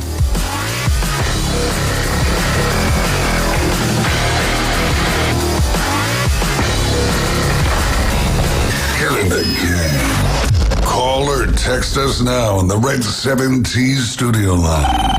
850-215-6290. Your home for college basketball. ESPN Northwest Florida. After a last-second win over Kentucky, the Auburn Tigers travel to Norman to face the Oklahoma Sooners in a critical SEC showdown. This game carries significant postseason implications as the Tigers are fighting to stay on the NCAA tournament bubble. Tip-off coming up tonight at 8 on your home for college basketball. ESPN Northwest Florida. This is Joanna with your latest forecast on ESPN Northwest Florida this Tuesday. For tonight, partly cloudy skies and a low of 50 with a moderate breeze out of the south-southwest at 13 miles per hour. Tomorrow morning, some sun with temps around 68. In the afternoon and evening, a variety of some sun and very light showers and a temperature near 70. This forecast is sponsored by Mid-South Lumber, the best little lumber yard in Panama City. Thank you for tuning into ESPN Northwest Florida. Rely on it. Are you living with chronic pain, anxiety, or sleepless nights? You don't have to just get by. You deserve to thrive. At Thrive Alternative Medicine on Panama City Beach Parkway, Dr. Laughlin and counselor Suzanne Clark provide a compassionate path to relief. From medical marijuana card certifications to professional mental health counseling, managing conditions like PTSD, chronic pain, and the complexities of cancer. Book online at thrivealternativemedicine.com. Thrivealternativemedicine.com. Find the relief you deserve. Small acts of kindness make a massive impact. This February, you can help Humble House Ministries continue their vital work in our community. They're collecting essential supplies all month long and need your help with donations of laundry detergent, dish soap, shampoo, and conditioner, plus office supplies like copy paper, cardstock, and envelopes. Drop off your donations Monday through Friday at Elysian Med Spa on Thomas or Reliable Copy Products on Harrison. Help support Humble House Ministries. Together, you're sharing more than just supplies. You are sharing hope. 104.3 ESPN Northwest Florida has your chance to win. Subs, chips, and drinks for $4 at Jersey Mike's on 23rd Street. Just open the ESPN Northwest Florida app and crush the contest button. Winning. The ESPN Northwest Florida app is available for Android and Apple. Panama City, Lynn Haven, Callaway, 30A, Santa Rosa, Freeport, Mexico Beach, Port St. Joe, Youngstown, Blountstown, and Yorktown. The Sports Blitz with Paul Wilson. The locals love it.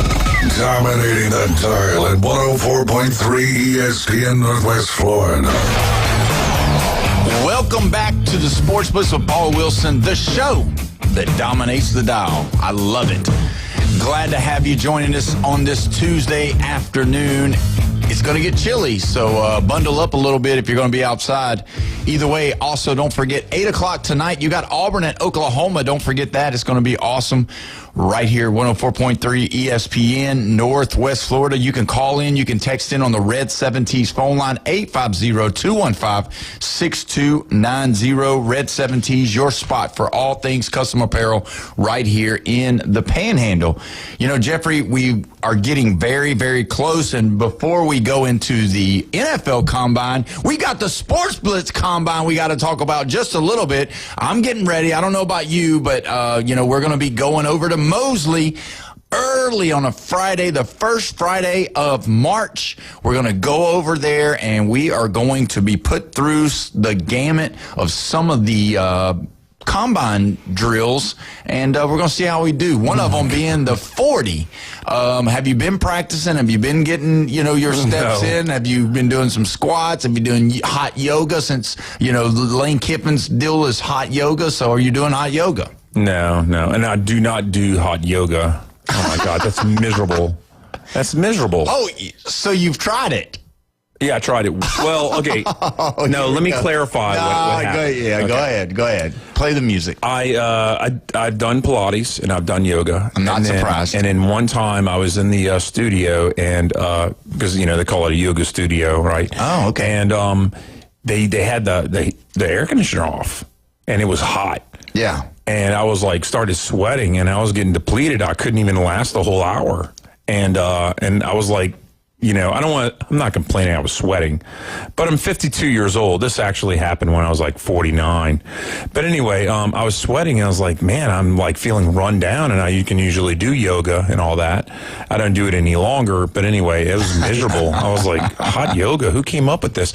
Now, the craziest thing I ever saw, though, I was in a sauna one time. Oh, here we go. And this guy goes in with the not barbell, but the hand weights, So you and another guy were in the sauna together? Is that how that works? I was in the sauna in there alone, okay? and he comes into the sauna with weights.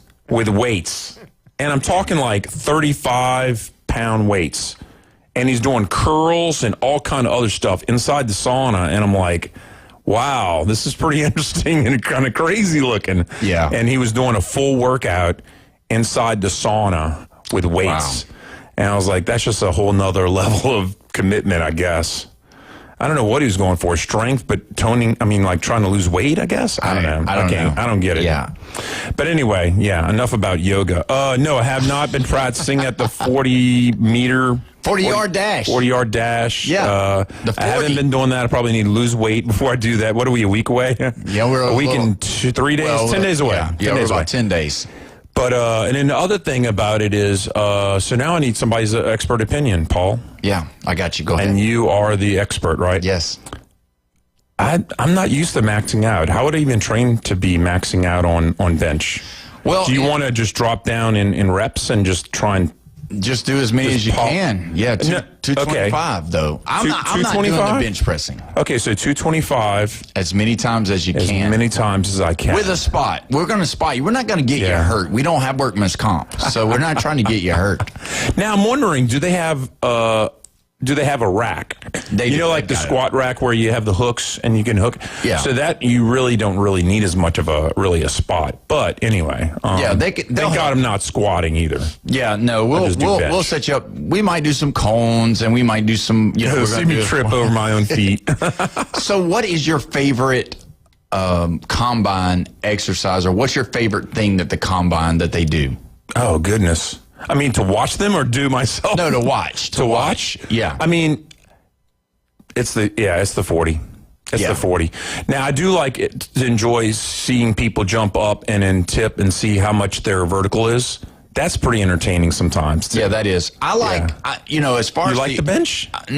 Not really. Okay. I mean, I like seeing... some of the throwing on the field, because they do that one where they have to catch all the balls. Yeah. Where the tight ends and the wide receivers, and that's really hard. You can see it, and sometimes, man, it don't work out for them. So we are going to go ahead and go to the Red 17s phone line. We got Chris on the line. Chris, how you doing today, man? Hey, Paul, I'm doing pretty good, man. I just need to tell Jeff how to max out on the bench. Okay, help us out. All right, so it's pretty simple, dude. So you're going to take your, find a weight that you can't push until you get like 10 reps. And you're like, oh, you can't do 11. And then do it again. And then do it again until you can do like 13. Then add 10 pounds. So you can do that for a while, figure out how much you can't do. And then if you want to max at a rep or two, throw about 50 more pounds on there than you normally fail at. You're good to go, man. You got this. I strongly believe you can bench 145. 145? Okay, let me tell you something. I could probably bench 145 probably 20 times, easy. No problem. Oh, yeah. Well, we're gonna find out. We're going to 145? Careful. That's just 245 plates on each side. Yeah, easily. Just be careful what you say, because these shows are recorded. It's been a little bit, but no. That's easy. The 225, 245s on each side. Yeah, I'm going to have to go see what I can do with that. See, I thought we were doing 250.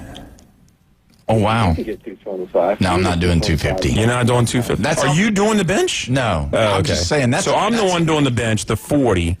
I'm actually more worried about tripping over my own feet because I have size 13 shoe, and when you're tall, you kind of trip over yourself a little bit sometimes if you're moving real fast like that. I mean, that's what I wear too. I wear 13s, but I'm not doing 50, 60 pounds over my weight. I'm not doing that. I'm too old for that. I'm not going to do that. I'm not here to get hurt because and then I'm also not here to embarrass myself.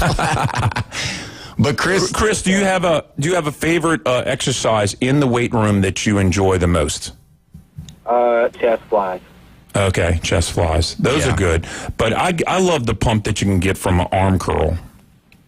Okay, so arms, dude. If you do hammer curls to fail, and then you do concentration curls to fail, and then you do straight bar double arm curls to fail, you're gonna get huge really quick. But real quick before I jump off here, I just want to make sure you guys have. Probably not have, but if you've been keeping up with Miami Hurricanes baseball, We've outscored our opponents like 3,000 to like 9. Yes. So maybe talk about that. So actually, dive into it. Actually, is Lafayette? Y'all played a 4-game series against them, right? Yep. Yeah, and they're out of Philadelphia. Lafayette is, and y'all scored them like 50-7 or something stupid like that in 4-game series. And the reason that we played the 4-game series was they were actually going to mercy rule and not play that last game. But there were no flights. Got canceled. That's the way they were going. Yeah, so way to keep them miserable. They played us again, and we beat them 30-5. I'm gonna hang up, man. You guys have a great day. Love the show as always. Peace. Thank you, Chris. We appreciate it. But the thing is, though, those boys are having a good time. They are losing, but they're eating good down there in Miami. You know that. They're getting some good food. So Lafayette was like, they cancel our flight. Wait, we got to quit this game. We don't want to play anymore. Because they have that rule that you cannot leave. Do you know about that rule? Yeah. Yeah. Yeah. It is what it is. Let's get into it. So McShay has put out his top 10 picks, and he's ranked them. And I'm gonna go ahead and read some of them off. Do you have a okay? Yeah, go ahead. Todd McShay doesn't bother me and all that. It's Mel Kiper I do not like. Yeah. Just to let you know. Well, Mel Kiper is always so excited, and he's wrong most of the time. Yeah, he is wrong, but he still keeps coming back giving his picks. I don't know. How does he have his job? I do not even know. I don't know. I'm not a hater on Todd McShay, but let's go. Was that close? Did I get close? Was that?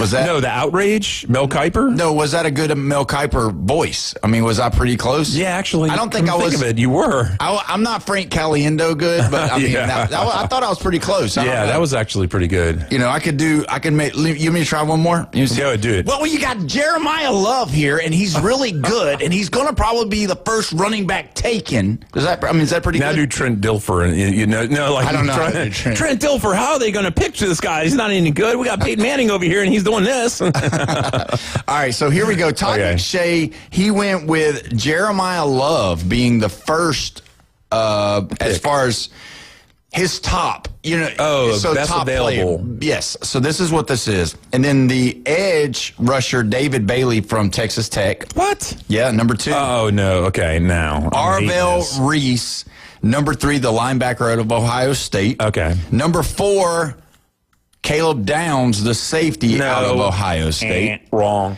And then number 5, Fernando Mendoza, right there at number 5. So, so you started out really, Jeremiah Love, David Bailey, Arvell Reese, Caleb Downs, Fernando Mendoza. What do you think? Reese will go third, but those two, Jeremiah Love probably goes second, and Mendoza probably go first. You think the Jets are taking another running back when they still have Breece Hall on contract? It's the second pick. That's right. I was thinking best available, really. Yeah. So Jeremiah Love could fall to like third or fourth.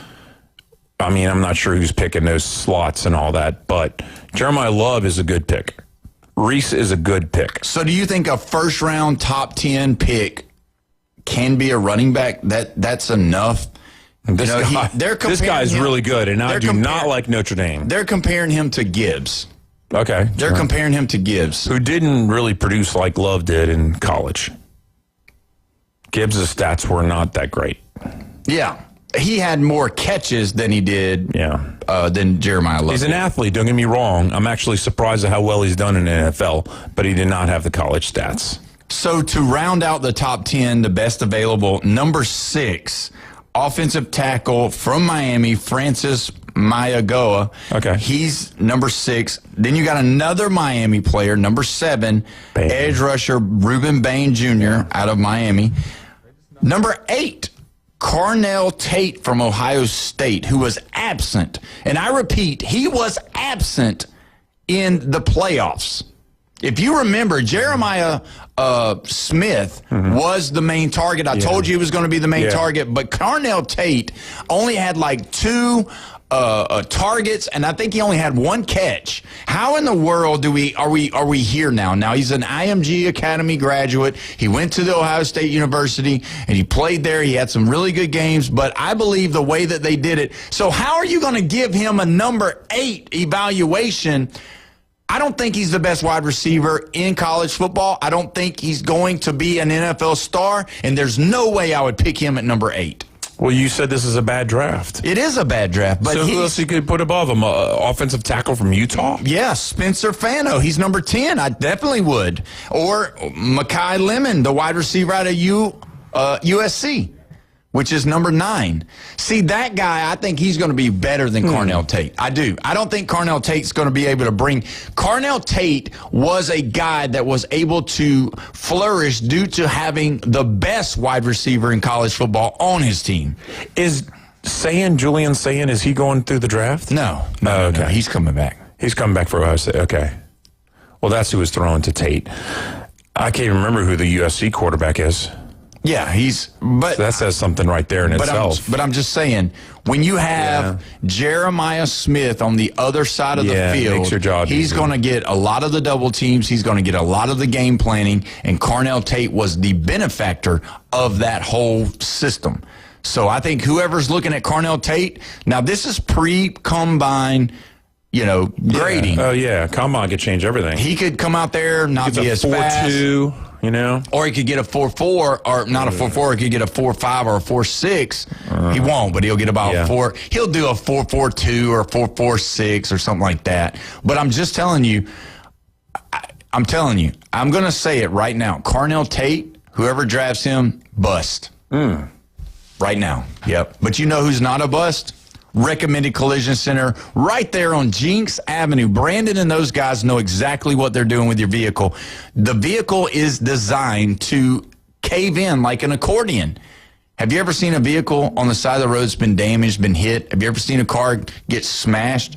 Well, it takes an artist to bring that car back to life. And you know who's the artist around here? Recommended Collision Center. Go see those guys on Jinx Avenue. They will get you hooked up. Brandon is going to be here tomorrow, so we'll get to talk about it with him as well. So make sure that if your vehicle needs some loving, even some tender loving care, those guys know how to do it. Jinx Avenue, Recommended Collision Center. When we come back, we will talk a little bit more about the Combine, and then we will get into some baseball. And hurricanes. Yeah, that's right. You listen to the Sports Blitz with Paul Wilson right here, 104.3 ESPN, Northwest Florida.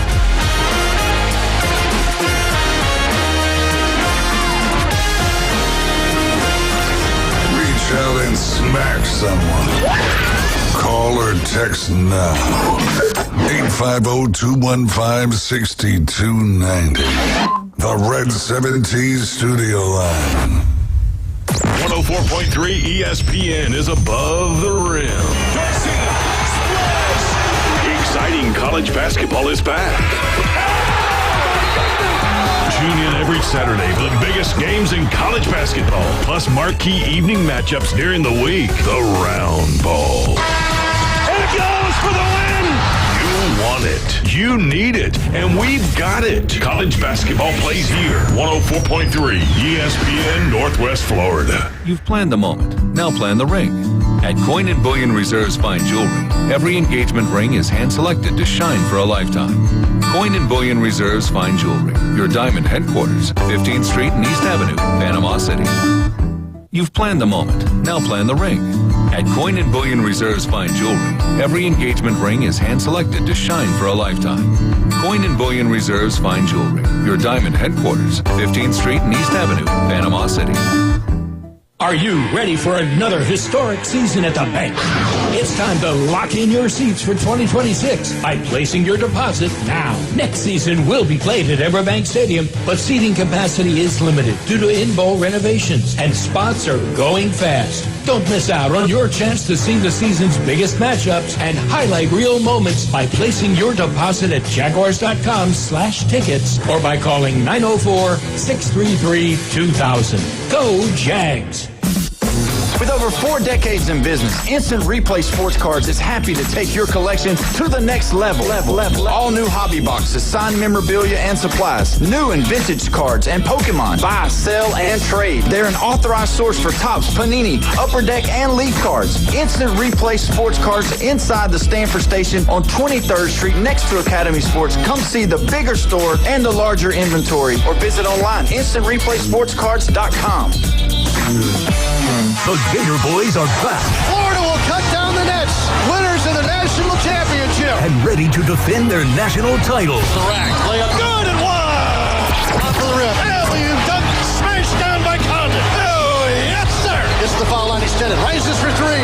Bang! He got it to the rack. Dumps it with two hands. On your home for Florida basketball. Number 12, Florida at Texas. Wednesday, tip-off at 6 on 104.3 ESPN, Northwest Florida. 104.3 ESPN Northwest Florida has your chance to win. Subs, chips, and drinks for $4 at Jersey Mike's on 23rd Street. Just open the ESPN Northwest Florida app and crush the contest button. Winning. The ESPN Northwest Florida app is available for Android and Apple. This is where heroes are created, legends are born, and dynasties forged. The Sports Talk Monster, ESPN Northwest Florida. Now back to the Sports Blitz. Welcome back. You're listening to the Sports Blitz with Paul Wilson right here at 104.3 ESPN Northwest Florida. Your spot for Auburn basketball. Tonight at 8 o'clock, Auburn is at Oklahoma. Don't forget, you want to be a part of the show, you can be 850-215-6290. Just want to say this, though, just so everybody knows, man, we appreciate every single person that watches on our Facebook live feed, on our YouTube feed, and also who call in and listen. All of you, we appreciate you. We appreciate you being a part of the Sports Blitz Nation, and we love you. And, it's great. It's a great thing. Be a part of the community. So we appreciate you. Just wanted to say that. So were you surprised at number 1 being Jeremiah Love? You think he's the best athlete in the NFL draft this year? Quite possibly, yes. And I'm not a Notre Dame fan. Because people will be biased, but that's not. I mean, was he that good, though? I didn't watch him that much, but I don't think he's a generational talent. Brian, Brian Haddad, he believed in him, that he was the best athlete in all of college football. Yeah, see, I don't. I believe Jeremiah. No, he believed Jeremiah Smith from Ohio State, the wide receiver. That's who he believed in. Now, he thought Jeremiah Love was good, but not. Yeah, Jeremiah Smith is a different animal. I think he is the best. And he's got another year. I'm just wondering what these teams are going to do, because you got to think about that the Raiders, they got the first pick of the draft. Everybody's already all but anointed Fernando Mendoza as the number 1 pick. But there are some speculations that are saying that Fernando is not going to be the guy and that there's a possibility they could trade that pick. What do you think? If you were the Raiders, it depends what you're going to get for him. Really does. And you think that next year's draft is obviously going to be better than this year's draft. Way better. Which I'll agree with it. Yeah, I mean, it depends what they're going to give you in futures. Because, I mean, you're not just in the first round. You're the number 1 pick. And if you trade it to another team, you don't know if you're going to get the 6th pick or the 20th pick in the first round. So what can you get for a first-round first pick in the draft? And that's going to be really hard to get. I mean, and you have to pick a team that's like the Cardinals. They're going to be in the top 10 picks next year, right? Well, what you've got to do, though, is you've got to ask for their first-round draft pick now. So it's going to be a team that probably whoever's going to draft for, whoever's wanting this first-round pick is going to be a team that needs a quarterback. So if you look over the balcony of all the teams that need quarterbacks, you're talking Miami, you're talking Cleveland, you're talking Arizona, Pittsburgh, you're talking Pittsburgh, you're talking New York. You're talking about those teams. So those teams are not ready to make the jump yet. You look at their body of work, what they did this year, they're not going to be good next year either. So realistically, you trade with one of those teams, you get their first-round draft pick this year, which is going to be high. Then you get their next year's draft pick, which is probably going to be at least a 10 or 15 at the most, or at the least. And so realistically, so you're saying 2 first-rounders for this pick? Yeah, I would say 2 first-rounders and maybe even a consideration for a prospect of a player of some sort, maybe an offensive lineman, a defensive tackle, a cornerback, somebody like that. You never know. And because people think that Fernando Mendoza is great, and he is, don't get me wrong. But is he great without Kirk Cignetti? That's the question. That's what everybody's saying. Everybody's saying, was his product, was it because of Cignetti? We're going to see. What could have silenced it is if he just throws at the combine, but he's not. He's going to do the pro day at Indiana. Does that surprise you? that he's not going to throw. It does not surprise me because I think it was a liability to try and throw at the combine because it reveals any insecurities that you possibly have. Yeah, well, people scrutinize it a lot more. Don't forget, Cam Ward did not throw last year. And he still got the first-round pick. He had a decent year for Sure, Sanders didn't throw at the combine last year. Well, he did the pro day for Colorado. Yeah, he didn't get picked early either. Yeah, so, 5th rounder. But, when you think about, say, last year's Cam Ward, this year's Fernando Mendoza, kind of both of them are coming in as the number 1 pick right out the gate early. Yeah. Cam Ward did okay. He wasn't terrible, but he wasn't great. And do you think, if you could say right now, Fernando Mendoza, is he going to have a better year than Cam Ward had this past year? Yeah, because Cam Ward was on a bad team. Well, right? I mean, unless he gets traded, the Raiders are not good. I mean, can you name, besides Max Crosby and Ashton Genty, can you name Brock Bowers? He's got Brock Bowers. That's right. Yeah, that's who I was trying to remember earlier. Yeah, so he's got Brock Bowers to throw to, and then everybody believes the whole you got Tom Brady access for Fernando Mendoza coming over to the Raiders. And I don't know. Tom Brady tutelaging a quarterback? I don't know. I mean, it's helping your investment because he owns part of the team. But is he going to? Because his I think it's in his DNA. I think it's in his blood. He's got other obligations with broadcasting. Yeah, but how much time does it really take out of your day? If you spend 10 minutes on it, and maybe you could help somebody go, oh, aha moment, light bulb goes off, and you figured out something that can complete your game. Yeah. People do it all the time. These players just don't go out there and just do their thing. They have to get coached.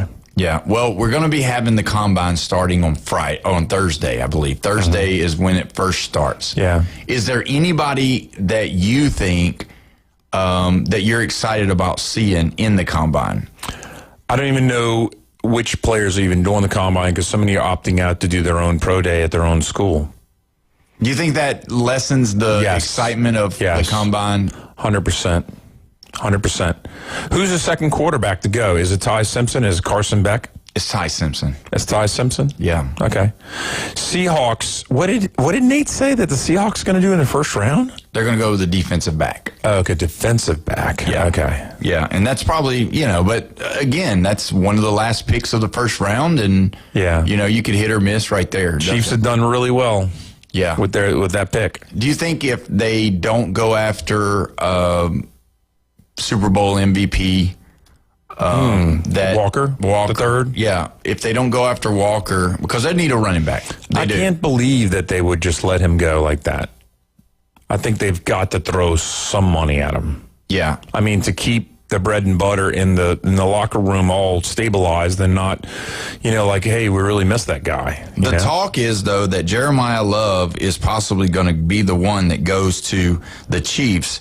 Would you be surprised if he went to the Chiefs, or do you think they're going to trade or they're going to sign the Walker? Chiefs? Did you say the Chiefs? Yeah. Jeremiah Love to the Chiefs. Yeah. How's that happening? They're not picking. This is just the best athletes. He's not picking Jeremiah Love to be the first pick. Jeremiah Love is on a lot of draft boards around 12, 13, which is about where Kansas City is. Oh, that's insanity. No, I'm sorry. No, that's not happening. He's not going 12. Ain't no way. Sorry. I don't care what happens at the combine. Jeremiah Love to the 12th pick? Where do you think he's going to go, lower or higher? I think go third or fourth. No. Wow, okay. No. I'm not saying it's hate for the running back position, but you've given up on it. I have, because everybody's got two. It's not a singular position anymore, and they can't be there. As much as, Walker played good in that game, realistically... Got 198 yards? Is that what it was? No, 158. Oh, maybe I'm total yards because of receiving. But if you look at it, you had Chardonnay, isn't that his name? Charbonnet. I know. Yeah, I like to say it, but it's still a French name. I get it. But you got Walker and him, and you got like Gibbs and Montgomery. I mean, you got everybody has two. So I don't think the running back position is one of those positions that you're gonna see in the top 15.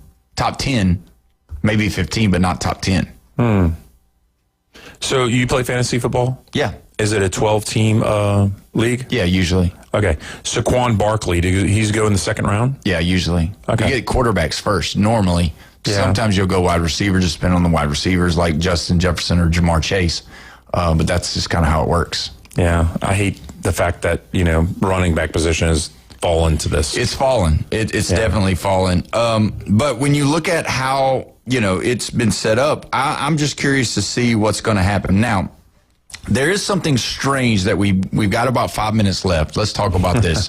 The strangest thing is happening in Tampa Bay. NFL fans were stunned after reports revealed that Jaguars head coach, I'm sorry, I said Tampa Bay. I meant to say Jaguars head Jacksonville. Jacksonville's head football coach, Yeah. Liam Cohen, and general manager James Gladstone intend to skip the NFL Combine. Oh, okay. How do you feel about that? I don't know what the heck he's doing. Is he just going to watch tape? I don't know. Cliff notes? Is he cheating? I just wonder if he's just saying, I've seen enough of them playing the game. Like, playing the game is way more than playing on the, doing these little routes and runs and stuff where nobody's hitting you in the mouth. Well, effort. If they're going to put the effort into preparing for this combine, that tells you a little something about their preparation before the season Everybody starts. does a pro day, though. Come on. Everybody does a pro day. Yeah. You gotta admit, pro days have taken more of the people that are not, because they're throwing to their normal wide receivers. They're throwing to people they're comfortable with. They're in the environment that's controlled by their team. So, realistically, this is out of, the combine is out of their comfort zone. They're trying to make a name for themselves, but the people that are staying at home and throwing at home, they're the ones that feel like they're going to already be drafted. That's what I think. Yeah, and there's a problem with that because there's second and third tier players that you don't get to interview that could fill in the rest of your draft. I do think this is a wrong move for the Jaguars. Yeah, you think so? Absolutely. Well, before we go, we only got a couple of minutes, and I love to do this for Bone Crusher. And the reason why I love to do it for Bone Crusher is because we've been notified that Manny Pacquiao is finally going to get to fight against Floyd Money Mayweather. Floyd broke Mayweather. So what do you think is going to happen? We're almost talking about guys that are in their 50s, getting in there and having an exhibition. Is it really going to be something for the ages that we'll talk about for years to come, or is this going to be a lot of dancing? I think anytime that Manny Pacquiao laces it up, it's a treat to get to watch. Now, they are getting older, but Pacquiao has already come out of retirement. He's in shape. He's ready to go. He fought Mario Barrios for the championship to a draw. That's how good he is at his age. And I think his special physical abilities might give him a chance against Floyd broke Mayweather. Do you think Mayweather's going to dance and try to avoid him, try to make this thing go long? Right. Yeah, he's not going to throw hands with Pacquiao. If you go back and watch the 2014 fight, people say it was a boring fight. Whose fault is that? That was Mayweather's fault. Yeah. And very quickly, we saw in that fight, Pacquiao hurt Mayweather. The little guy rocked Mayweather. Mayweather did not hurt Pacquiao. Yeah, that's right. Who do you think is going to win that one? Oh, goodness. You better say Pacquiao. I guess he's going to flatten your tires out in the parking lot. Pacquiao, but the thing is about, I don't want to say old age. It's so bad to say this, but, you aren't 20-something anymore, and your speed is not up to what it used to be.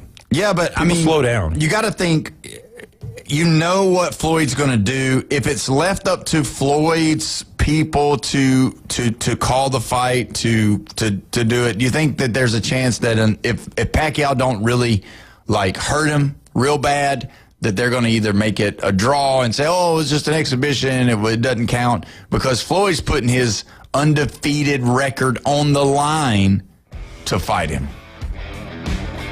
We're going to find out September 19th at the Sphere in Vegas. Oh, man, it's going to be great. Bone Crusher's going to be on the front row. Thanks for listening. You've been listening to the Sports Blitz with Paul Wilson. We appreciate you. We will have some awesome stuff to talk about tomorrow and some awesome guests, too. We will see you tomorrow, guys. Have a great night.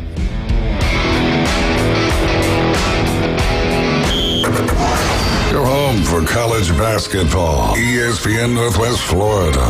After a last-second win over Kentucky, the Auburn Tigers travel to Norman to face the Oklahoma Sooners in a critical SEC showdown.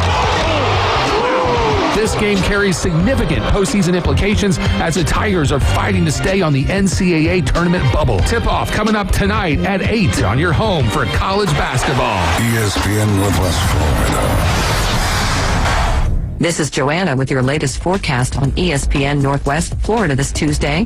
For tonight, partly cloudy skies and a low of 50 with a moderate breeze out of the south-southwest at 13 miles per hour. Tomorrow morning, some sun with temps around 68. In the afternoon and evening, a variety of some sun and very light